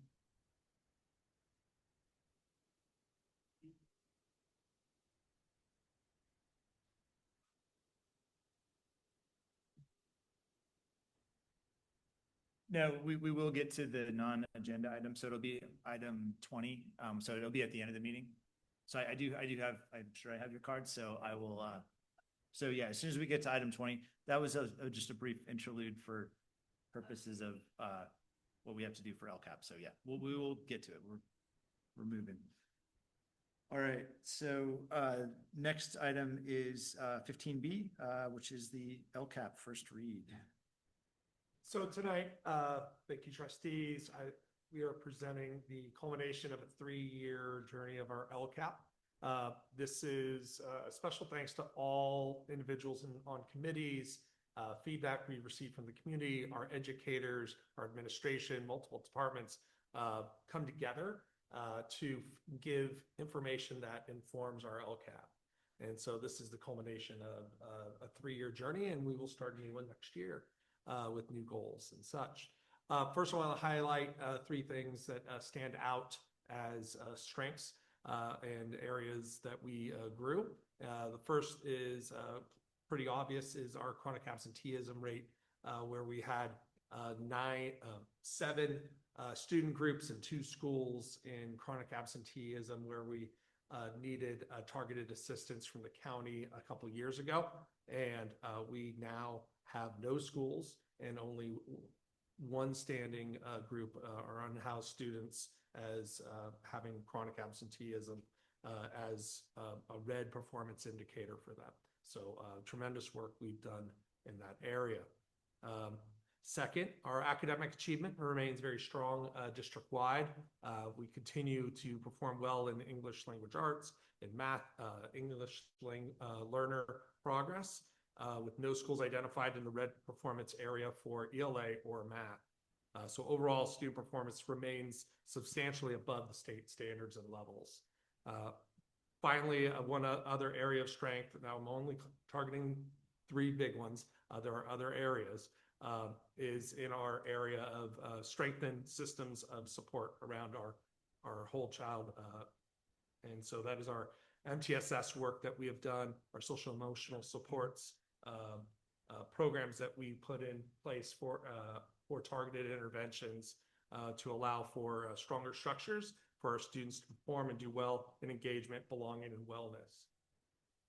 Some 3 areas of growth that we will likely have goals set forth in the fall, and looking to build on goal setting for the next 3 years. Achievement gaps persist in some student groups, namely EL students, socioeconomically disadvantaged students, Hispanic students and students with disabilities, and specifically to standardized tests in ELA and mathematics. Our local assessments, students are doing, in those groups are doing relatively well, but in the standardized tests is lacking compared to their peers. Second, students with disabilities remain an area of focus for us as a district, and we will definitely be looking at that. They do have higher rates of absenteeism.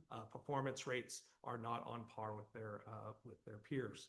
And then finally, even though we've made some growth in the area of mental health, belonging and engagement continue to be an area of attention for BSD and for ourselves in relation to anxiety, behavioral supports, student connectedness, and the impact of social media. These were all things that came across in a lot of the surveys that we did with students, families, and with staff. And so with that, it's a 100-page document, and a lot of work went into it, but we're available to take questions.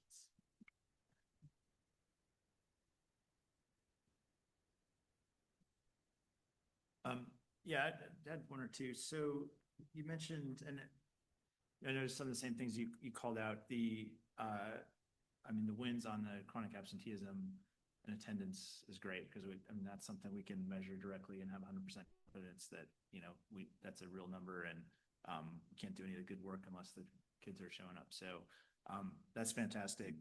On the English learner gaps, you mentioned that they're doing well in the local assessments, but not on the CASP, and it looks like there had been some deterioration on the CASP scoring. So what do we account for that? Is it preparation, anxiety? Like, do we have any theories about why we might see that differential? One of the theories it could be is that we have designated a lot of students who no longer qualify as ELs, and so they count different. That could be one. We're just 91 students today that we're not counting.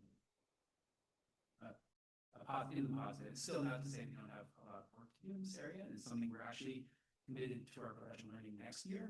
That will be largely about teaching EL students in all grades and all subject matters, K-8 or TK-8.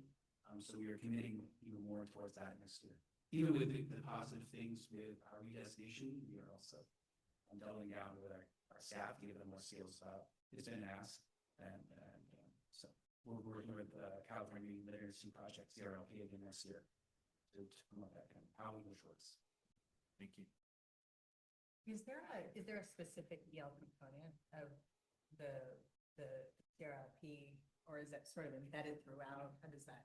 This is specific. This is new. It's okay. Yes, so it builds off of that. We've had a few of our administrators and Square went to trainings and brought it back to me this.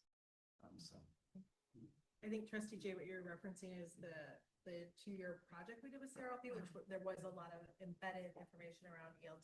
However, the Assistant Supervisor is speaking to is we've asked CRLP to target and have their professional learning only around embedded and strategic EL teaching going forward for next year. So that's great. But more specific. And that'll be part of the professional learning meeting. It's our August day. It's actually into 2027-28. It's our August day, our January day, and then our next August day. Great. Thank you, Matt. Anyway, this is a voting item, so this is an important one, right? It's a first read. Oh, first read. Okay, so we'll vote at the next meeting and discuss again at the next meeting and approve.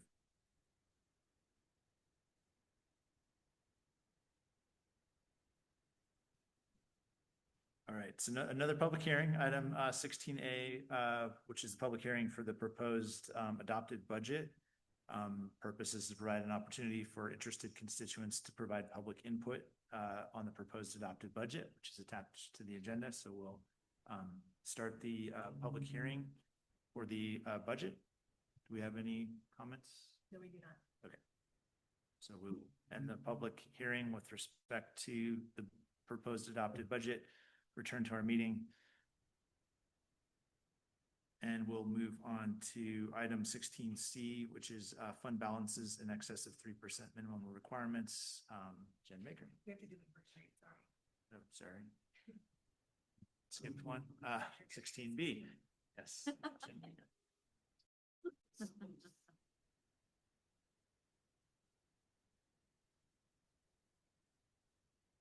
Thank you, Board of Trustees. I'm bringing forth tonight the proposed 2026-27 adopted budget. The adopted budget, I noticed a typo as I was looking for it today, is July 1st, 2026 through June 30th of 2027. And it has to be given to the San Mateo County Office of Education by July 1st. And it'll be reviewed by the county and determine if it's approved, conditionally approved, or not approved.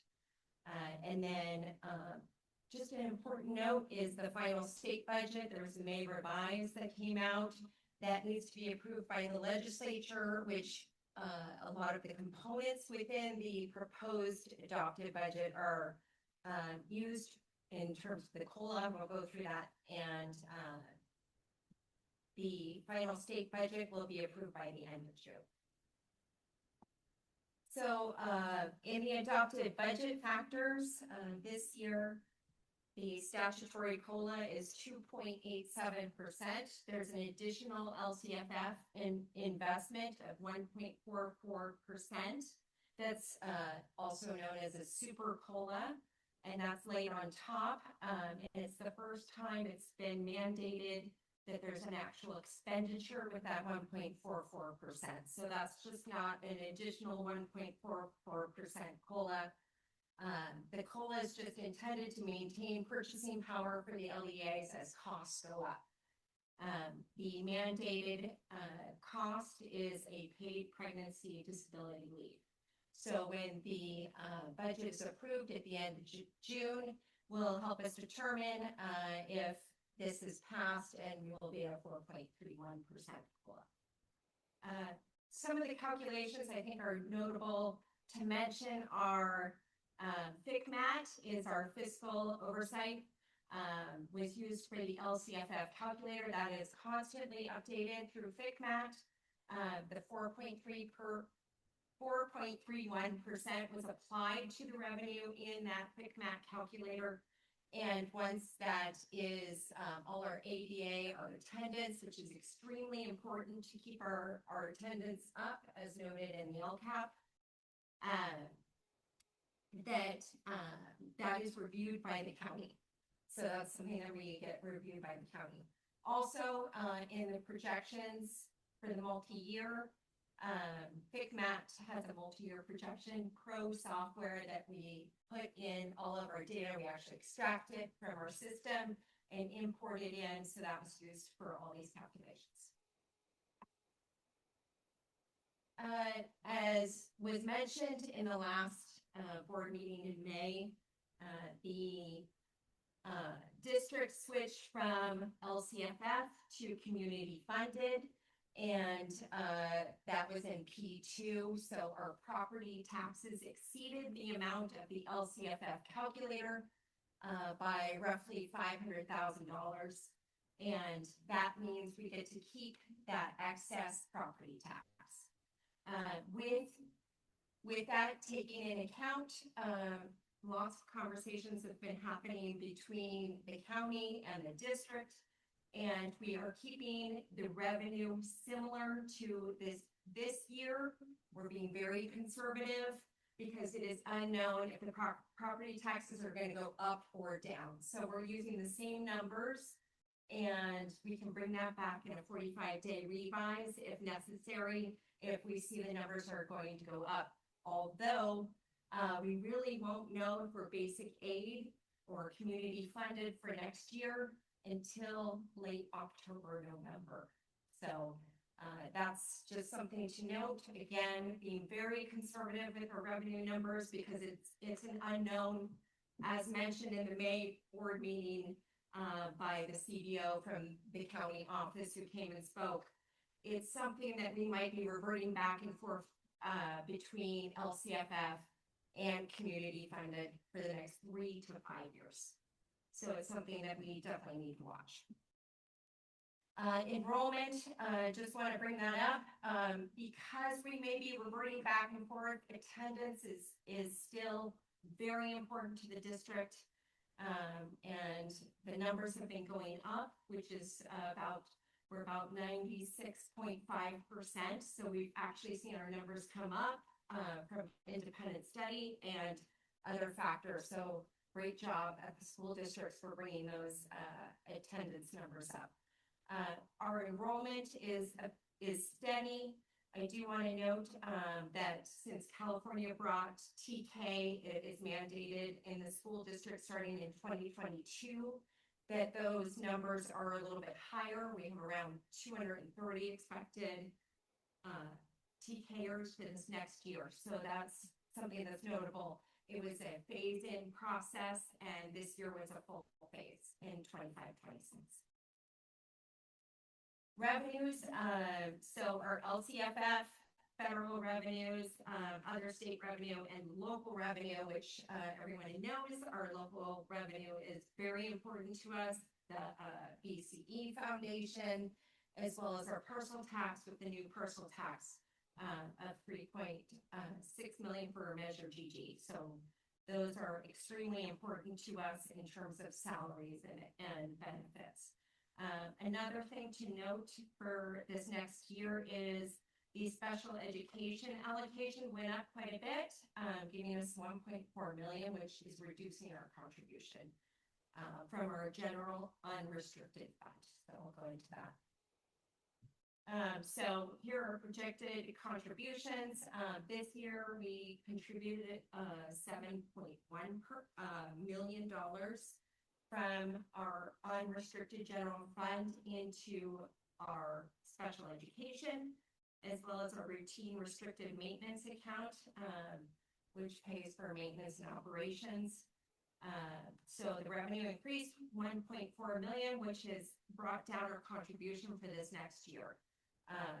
So we're closely monitoring that. This is the first time that has increased, but we will be continually monitoring that. As well as this past year, we've reduced a lot of costs of transportation and contracted services. So we think we may be reducing our expenditures by $100,000 this year. So we'll see that in the unaudited actuals. Can I jump in with a question? Sorry Please. to interrupt.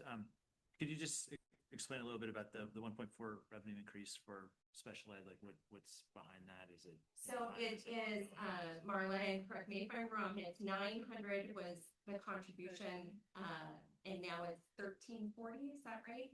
900 is the current application we get per student with an IEP. And they have to qualify for an IEP to receive that. And it's going to 1340. So it's based on. 1430. It's number of months that actually qualify for an IEP. Okay, Correct. thank you. Yeah. So that actually came in this week. We got that number. And then in terms of the maintenance account, we have increased, we've had quite a bit of plumbing expenditures this year, almost $400,000 to $500,000. So we increased that amount in our routine maintenance account to 2.3 million for this year. We actually increased it, and for next year as well, just to account for those unforeseeable expenditures. Here, the expenditures across salaries, benefits, as you all know, and I'll go into another slide in terms of unrestricted versus restricted. Salaries and benefits are definitely our highest expenditures. We also are bringing forth this evening a technology plan, a contract. So our expenditures are increasing there for our tech devices. So I put a line item, we got that in the 11th hour. So I put that at the bottom. Our expenditures for combined and unrestricted, just a general good slide to show you that in our combined expenditures, 82% of our expenditures are salaries and benefits. and service and operating costs, 15%, which is anything from utilities, pardon me, utilities and any other contracted services that we have to take care of. And then for unrestricted expenditures, it's 87% of salaries and benefits. Does somebody have a question? Sorry. Okay, in the multi-year projection assumptions, so again, we use FCMAT has a multi-year projection software that the revenue, as I mentioned, is 4.31% for this upcoming fiscal year. It goes down to 3.3% and 3.09%. I just also want to note that, again, with that super COLA of 1.44%, it's not applied in the out years. And that is going to be an expenditure for that pregnancy disability leave if it does pass in the state budget. We've roughly estimated about $300,000 for that expenditure based on prior years. They gave us a way to calculate it. So that's something to take into account. That was not put into the multi-year projection because we're waiting for the state budget to pass. Also in the assumptions are the new positions that were brought to the board through May of 2026, board meetings that the board has approved. And I just want to note that personal tax measure L will sunset in June of 2030, and that's $2.1 million to salaries and benefits. So it's just something to take into consideration. So we're getting closer to that date. So our multi-year projection, unrestricted general fund, we do have our revenues in the out years, our expenditures. We're seeing a net increase in our fund balance, but we also need to take into account the community funded aspect and having enough cash in case of cash flow issues. When we switch to community funded, our revenue only comes in from that LCFF in December, from our property taxes in December and April. So we have to kind of hold back some cash. We'll talk about reserves later.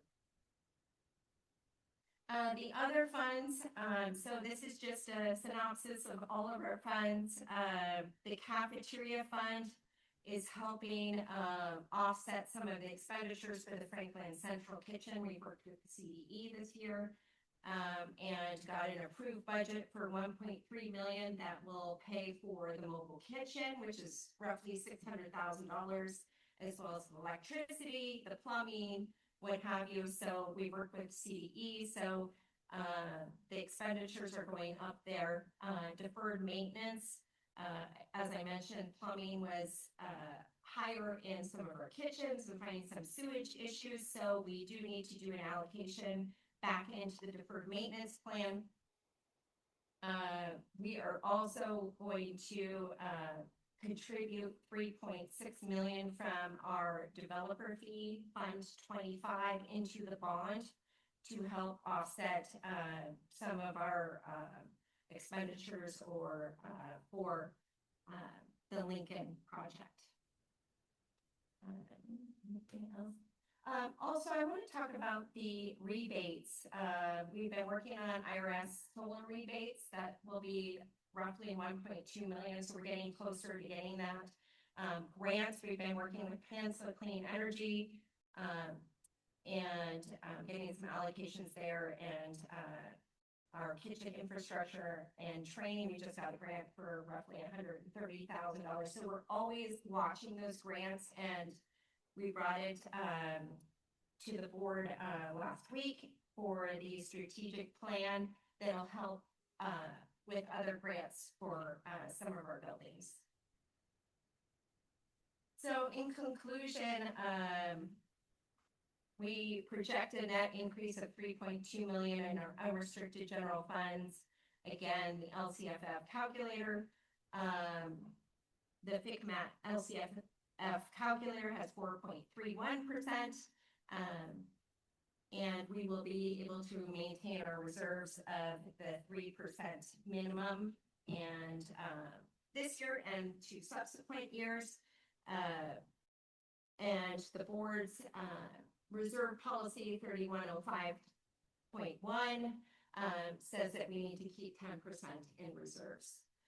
And that's something that we should definitely continue to talk about with the county in terms of increasing that amount because of the community funded and making sure we have enough cash so it can bridge that gap for those time periods that we don't have cash from the LCFF and when the property taxes come in. Just I want to also note that, as Kevin mentioned from the county at last meeting, that again, the multi-year projections are unreliable because of this reverting back and forth over the next several years. So we just need to be aware of that, and we may bring forth a 45-day revise, and we'll continually monitor with the county as well. And we will bring forth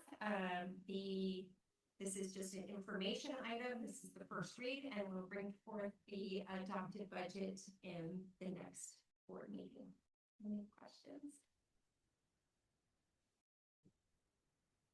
No, thank you. Ms. Baker, just one thing. Can you explain on slide 14, the 27-28, the increase in minimum requirement? 5%.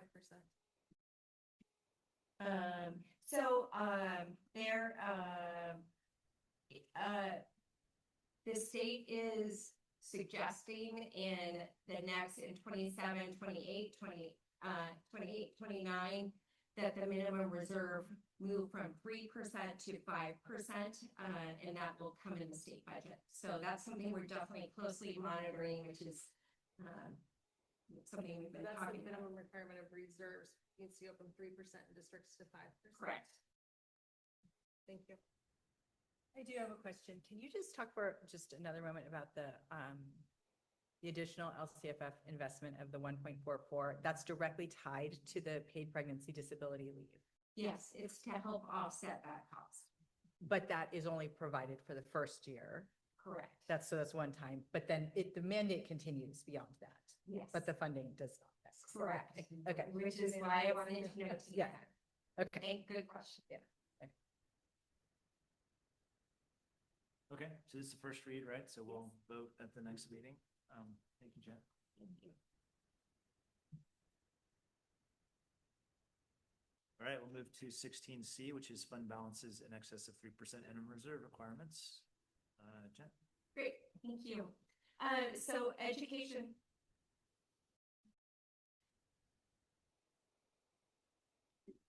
Education Code Section 42127 requires a statement of the reason for assigned and unassigned ending fund balances in excess of the minimum reserve of 3%. As noted, our board policy 3105.1 is the board has mandated 10% in minimum reserves. We have set aside some funds to replenish the deferred maintenance account. We spent down about $900,000 from that account this year, so we want to replenish that account for any foreseeable expenditures. Also, we need to add annual commitments for turf fund, which is Fund 40. That is an annual commitment, as well as tech replacement. Also, as suggested by the county, that we put some cash in reserves for to increase our cash flow, just to have more cash on hand for the next few years. So that is it. I recommend that the staff approve the budget balance in excess of minimum reserve requirements. Any questions? Okay, I'll move to approve the fund balances in excess of 3%, item 16C. Shaitani with the second. All in favor? Aye. Passes 5-0. So we'll move on to item 16D, which is consideration of the bond election, potential bond election measure for the November ballot. Right. We have some guests that are joining on Zoom.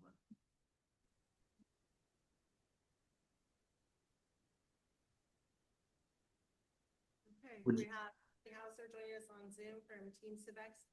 Zach, do you see Meredith? Oh, there we go. Perfect. Awesome.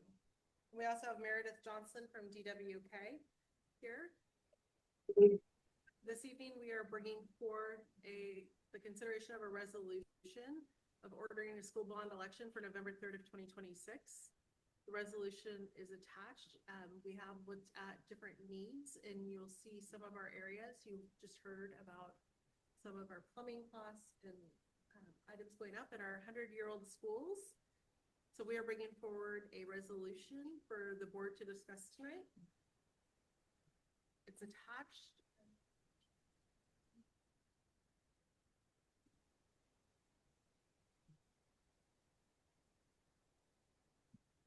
All right. I was trying to see if it's attached. Has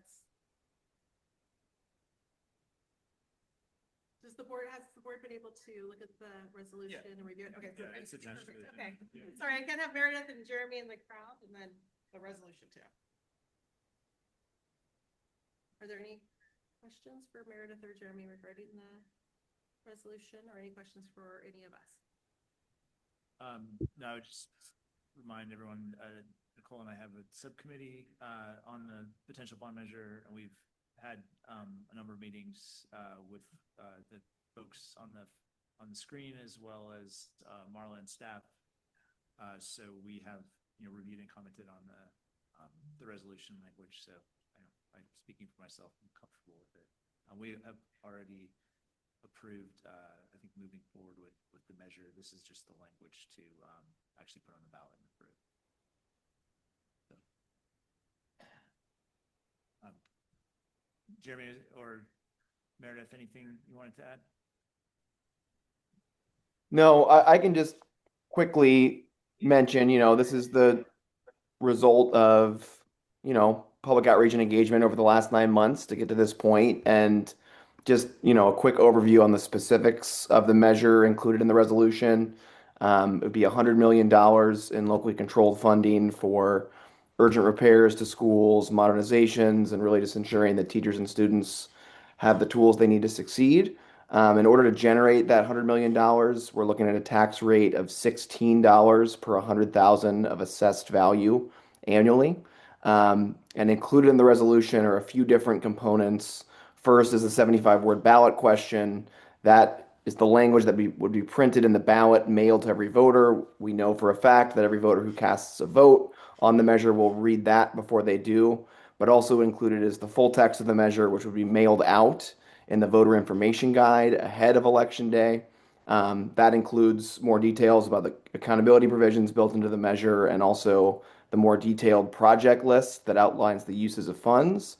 And then finally, we have a tax rate statement in there that just explains the underlying tax assumptions being built into the measure to help generate that $100 million overall bonding capacity.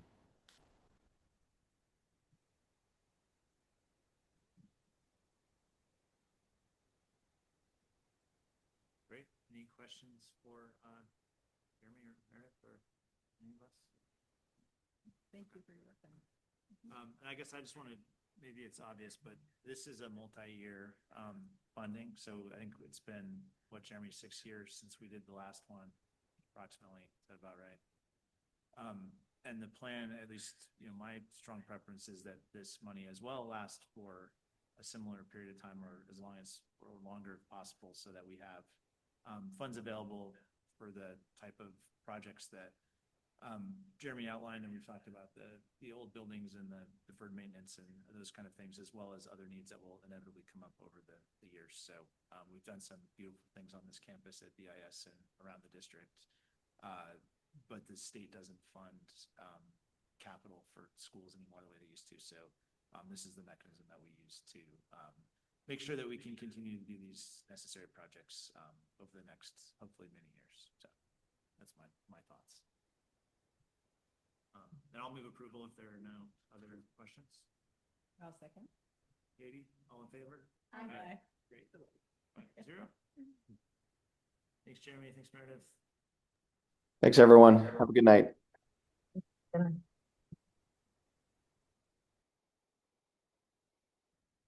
right, so our next item is item 16E, which is the Apple lease agreement. We do have a public comment on this one from Brian McLaughlin.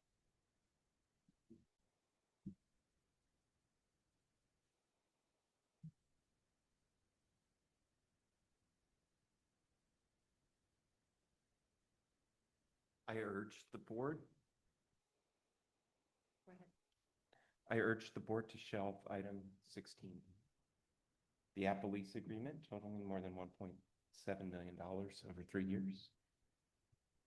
Not because students don't deserve good tools, but because the district has not shown that it can secure the computers it already has. Here's the problem in plain terms. Students at BIS are playing Fortnite and other games in the middle of class. They're doing it with VPNs, incognito tricks, proxy websites, tools that route around the security filter. We know this is not rumor, but from multiple sources, parents, substitute teachers, and students themselves. A year ago, several concerned parents raised this with the deputy superintendent. The response was essentially, we have security. But a web filter alone is porous. It blocks known sites. It does not stop a determined student using a VPN. It does not let a teacher see what is actually on each child's screen. Filtering is not security in and of itself. This has real costs. The community lost a dedicated BIS PTA executive board member when her son, who had attention challenges, was gaming all day in class. The district would not correct it, and she moved him to private school. We lost a family and a leader because our district officials would not solve a solvable problem. Again, you have doubled the spending on superintendents in the last 18 months, from $700,000 a year to $1.4 million per year. For roughly $7,000 a year, BIS could implement classroom monitoring software such as Compara, the same kind of tool that the San Mateo High School district already uses, so teachers can see every student's screen and redirect the distracted child in real time. Parents and teachers have asked for this for over a year, and nothing's happened. My request is simple. Trustees, please refuse to spend another dollar of taxpayer money until the district has put adequate computer security and supervision in place. Thank you. Thank you, Brent.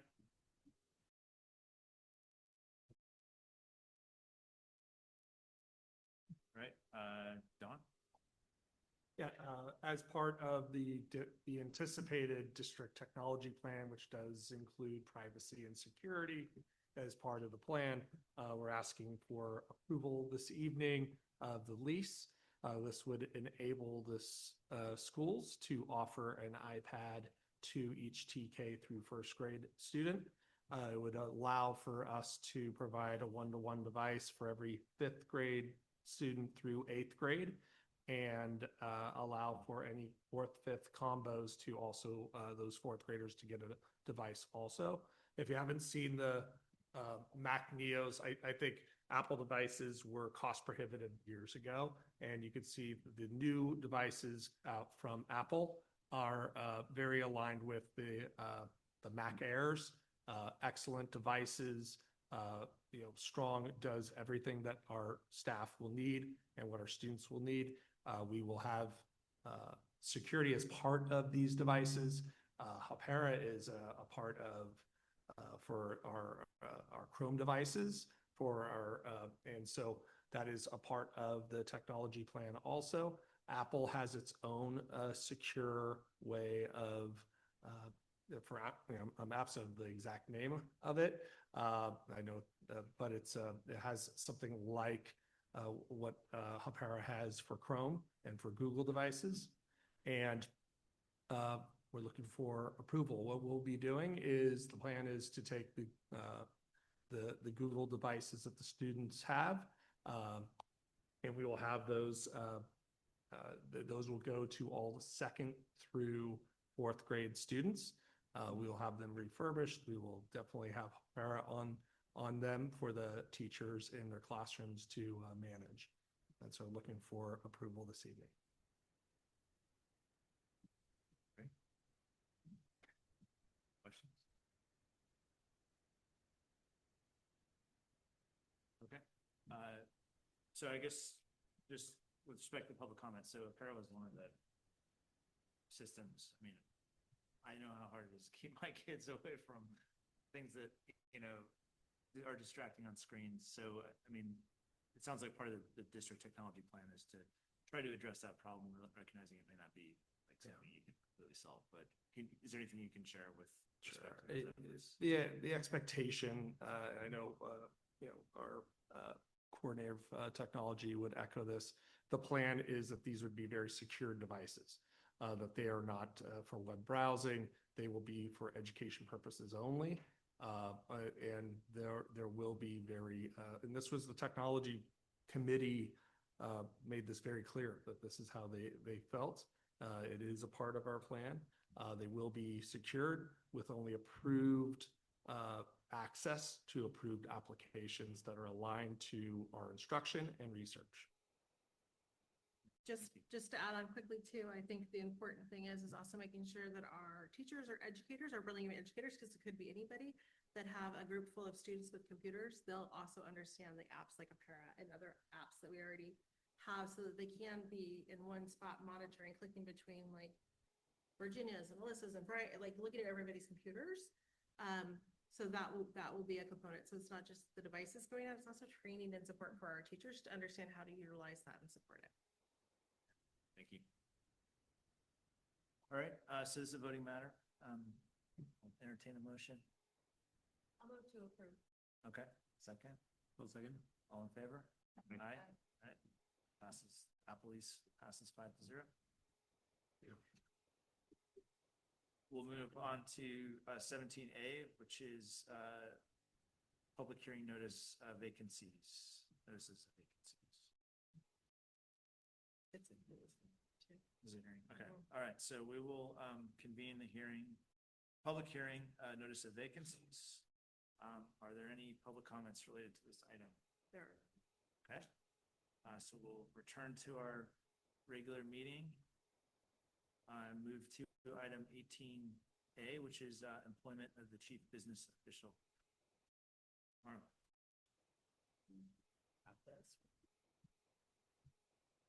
Okay.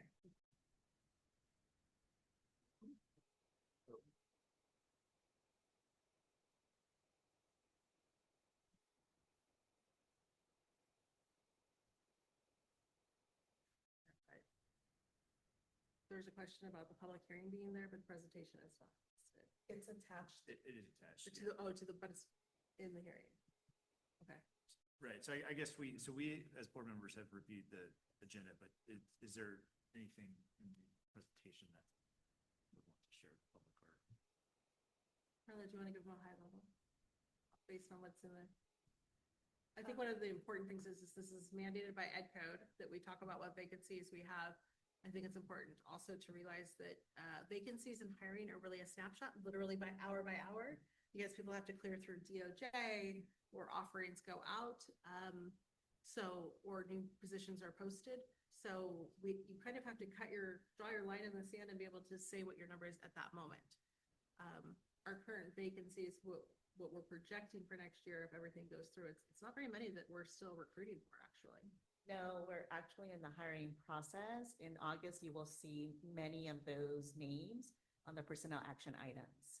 So it's really exciting, but we are in a transition period. So between now and June 30th, we see a lot of changes. So some resignations that are coming up that we'll have to be posting.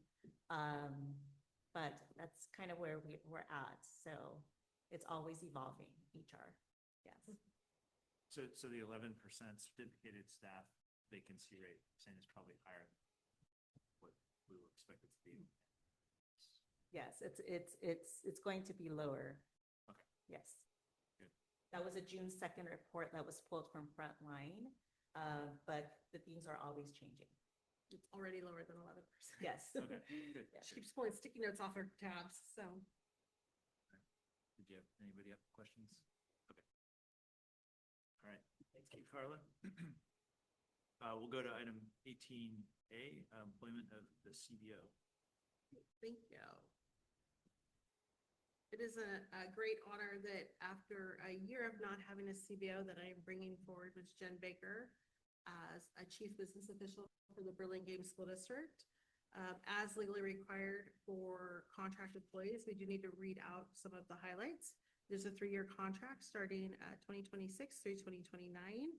Base salary will be $220,000. That's what, I'm not the CBO. Pending satisfactory evaluations, there will be a 3.6% salary increase. No further salary increases are in that contract at all. She will receive stipends for any advanced degrees, master's, doctorate in the same manner as other district management employees.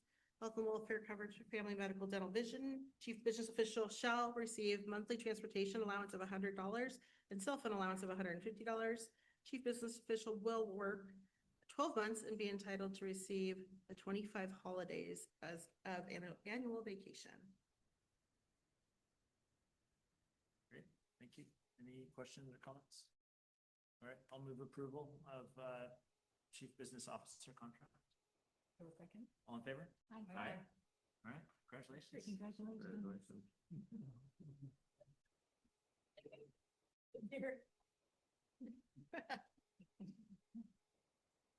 All right, item 18B, trustee elections timeline and outreach plan. Marla. Okay, let me get to my stuff here. Great. So we are bringing forward tonight a memo just with recommendations with regards to the election resolution that we will need to do. Currently, it is not posted yet, so we're asking for authority to be able to do it. It will be open in San Mateo County Office of Elections by July 3rd, 2026. As you know, we have 2 trustee areas that will be up for election. One being Dan DeVoy's trustee area and the other one being Doug Brown, who's not rerunning. So we are looking for information authority to file with San Mateo County Office of Elections by July 3rd for the November 3rd, 2026 election day components. Their areas 1 and 4. There are certain things that as the trustees have agreed to prior. The Burlingame School District pays for the elections, but the candidate pays for their entrance. The limitations are for candidate statements, 200 words. Candidates will be charged for the statement as I stated. In the event of a tie vote, the determination will be handled by a lot. And that's in our board policies that we updated in January of 24. The district's required to submit our specific of elections resolutions. We'll do that by July 3rd on behalf of the Board of Trustees. And then attached for the approval is your resolution for the agreement. And we actually previously gave you one from our last one, as we don't have a current, not for the resolution, but for the actual service agreement that we enter into to San Mateo County, because we don't have it available yet on their website. So we are asking for permission for the resolution for calling an election to be held on November 3rd for trustees areas 1 and 4. But not voting, just approval. It's actually an information item, so it's not a voting. Oh, no, sorry, there's 2 items. The timeline and outreach plan is the first one, and I went into the second one. So the timeline and outreach plan is something that we discuss as a group. So I'm going to go back to B, sorry. We've held information nights. We've done targeted outreach to people that we know that live in that area. So tonight we're bringing forward also seeking feedback from you all as to what, as the seated boards of trustees, you would be interested in having us look into doing. Well, I've been through this a few times, Yeah. so we go first.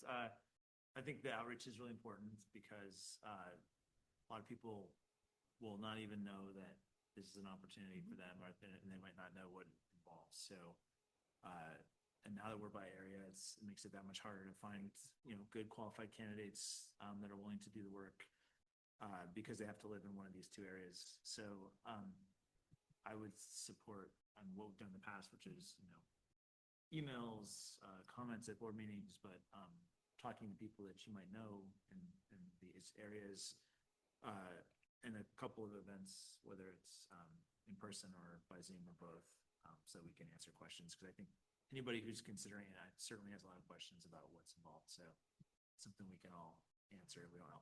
And I think we typically have like 2 people at each event because we can't convene more than 2 of us at a time. So. I mean, those are my thoughts. And if you guys have other, we don't have to do it. We do have 2 So dates. if you have other ideas. We do also have 2 dates already. Okay. For working with you all for dates. Yeah. June 24th, 26th at 10 a.m. and then July 22nd at also at 10 a.m. And we'll continue to update our website as we go through those. And again, the candidate filing period is between July 13th and August 7th. So we file after July 3rd, and then candidates have between those 2 periods. So they'll try and give some flexibility around, typically to Doug's point, we've done hybrid. It might be just because Doug and Katie are sitting next to each other. The first one might be Doug and Katie, the next one might be Chaitanya and Nicole or something like that. And then also just targeted outreach, including, meeting with people, coffees, people that have emails or anything like that. Is there an option to do an evening seminar? We can do anything you want. Thinking about families who, folks that may be interested, but are, have schedules that don't allow them to do a 10 a.m. It feels like having an option that's an evening option would be important to offer to some people. So that's something I would like to see as part of the outreach. Yeah, I think that's a good idea because people who have, regular work hours wouldn't necessarily be able to attend.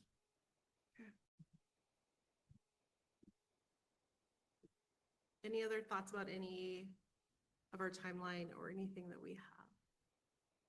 Great. We'll also put it in like my end of the year newsletter. We'll start putting it in a lot of our communications to everybody too. Great. Great. Now we can talk about the resolution. All right, so now we'll go to 18C, which is a voting matter. Thank you. You've already. I went through it. Thank you. Yeah, so I'll move approval of the election, I guess, resolution, whatever it is, and the election agreement with the county. I'll move approval of that. All right, all in favor? Aye. That passes 5-0 as well. So we'll move to item, and we're almost to the public comments to non-agenda items. We're almost there. We'll move to item 19, which is statement of board members. I'll go first. I don't have anything this evening. I just want to thank everybody for some of our principals. I had to just scoot out, but just thank everybody for everything that they're doing at this time. It's the craziness of the end of the school year. I know at the district office, it's just, all the things coming all the time and at school sites. And I just want to thank everyone for all the hard work. I'll echo that. It's a very busy time of year. There's a lot going on, and it's always great to see the great work happening all across the district. I have a third bet, and it's been very fun between spring concerts, kickball, field days, egg drops, and there's been a sudden influx of water balloon fights happening, at least at our school. Everyone is really finding a way to have fun in all the madness, and it's really wonderful to see the year ending like that. Okay, for me.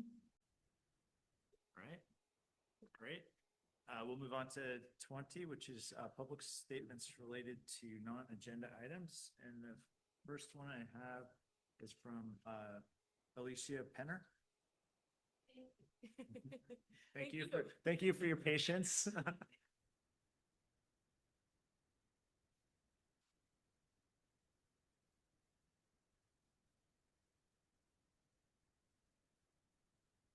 I just want to make a quick disclaimer before I actually begin. My research today is based on the second interim budget report. I haven't had an opportunity to read adopted budget that was presented today by Jeff. Following is still relevant.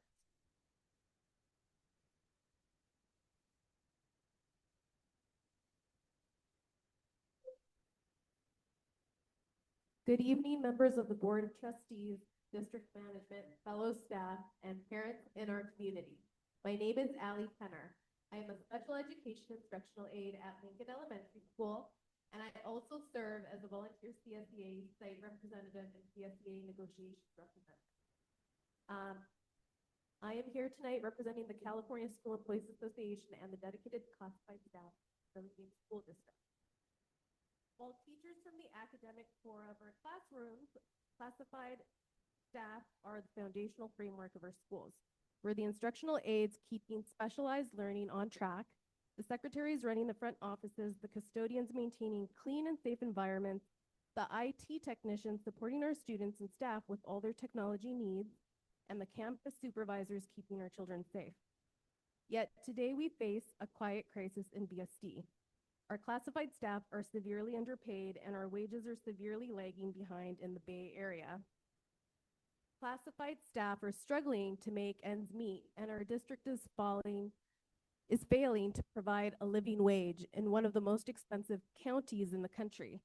Let's look at the hard data. When compared to other districts in our immediate area, BSD is falling drastically behind in multiple job roles, including custodians, librarian assistants, gardeners, maintenance workers, and IT technicians. For a general instructional aide, BSD pays a base rate of $20.80 per hour, whereas Hillsborough pays 27% more, a $5.55 hourly difference. Palo Alto pays 33% or $6.78 more.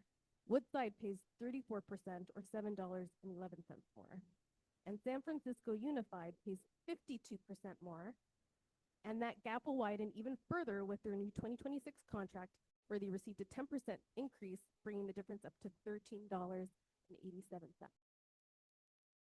According to the MIT Living Wage Calculator updated in February 2026, a living wage for a single adult in San Mateo County is $38.44 an hour. The majority of BSD's classified staff are making well below that. We work in the Bay Area, and we should be able to afford to live in the Bay Area. San Mateo County began paying its government workers a living wage back in 2024. Why hasn't our school district? In previous years, we have often been told the district has no money and that it flips back and forth between basic aid and LCFF funding. However, the district has revealed that BSD is transitioning into a basic aid district. This means our local property taxes have exceeded state LCFF targets. We're moving from being state dependent to locally wealthy. So that's your time. You can wrap up. Thank you. Finish the thought, but yeah, just to be more honest, please. And even if we flip, we'll still have the state for LCFF. And just to conclude,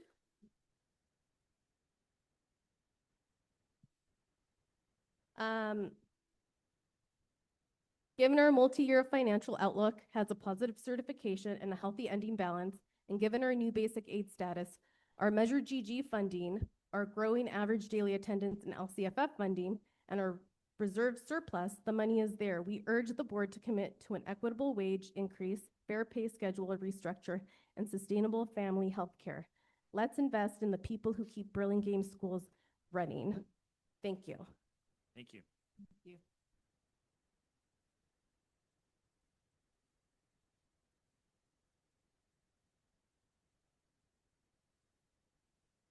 All right, we have one more. William Schlatter.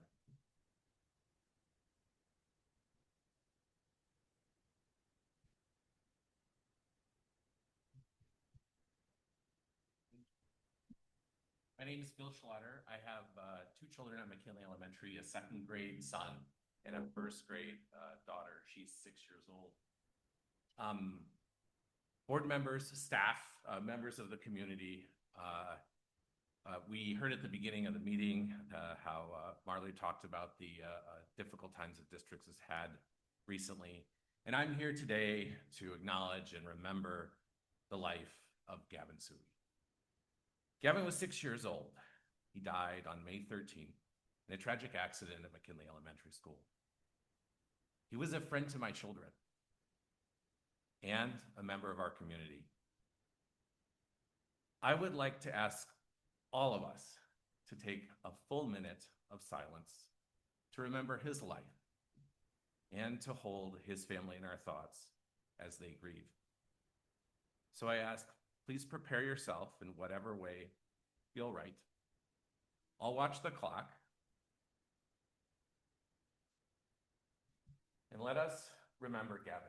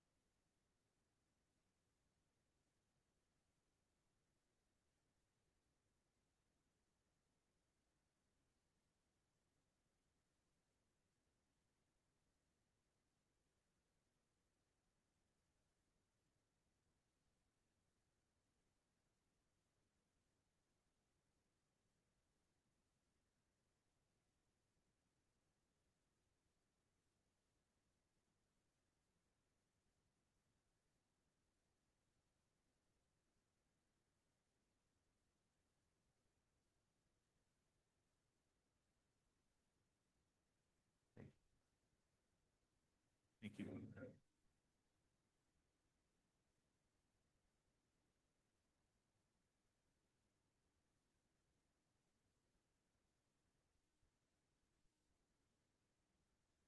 Item 21 is board requested items. No, none currently, correct? Correct. Any items that anyone would like to request discussion?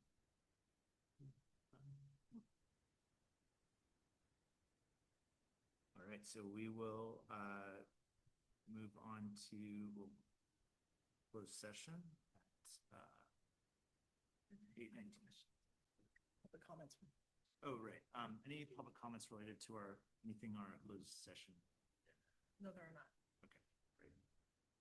So we'll convene to closed session at 8:19.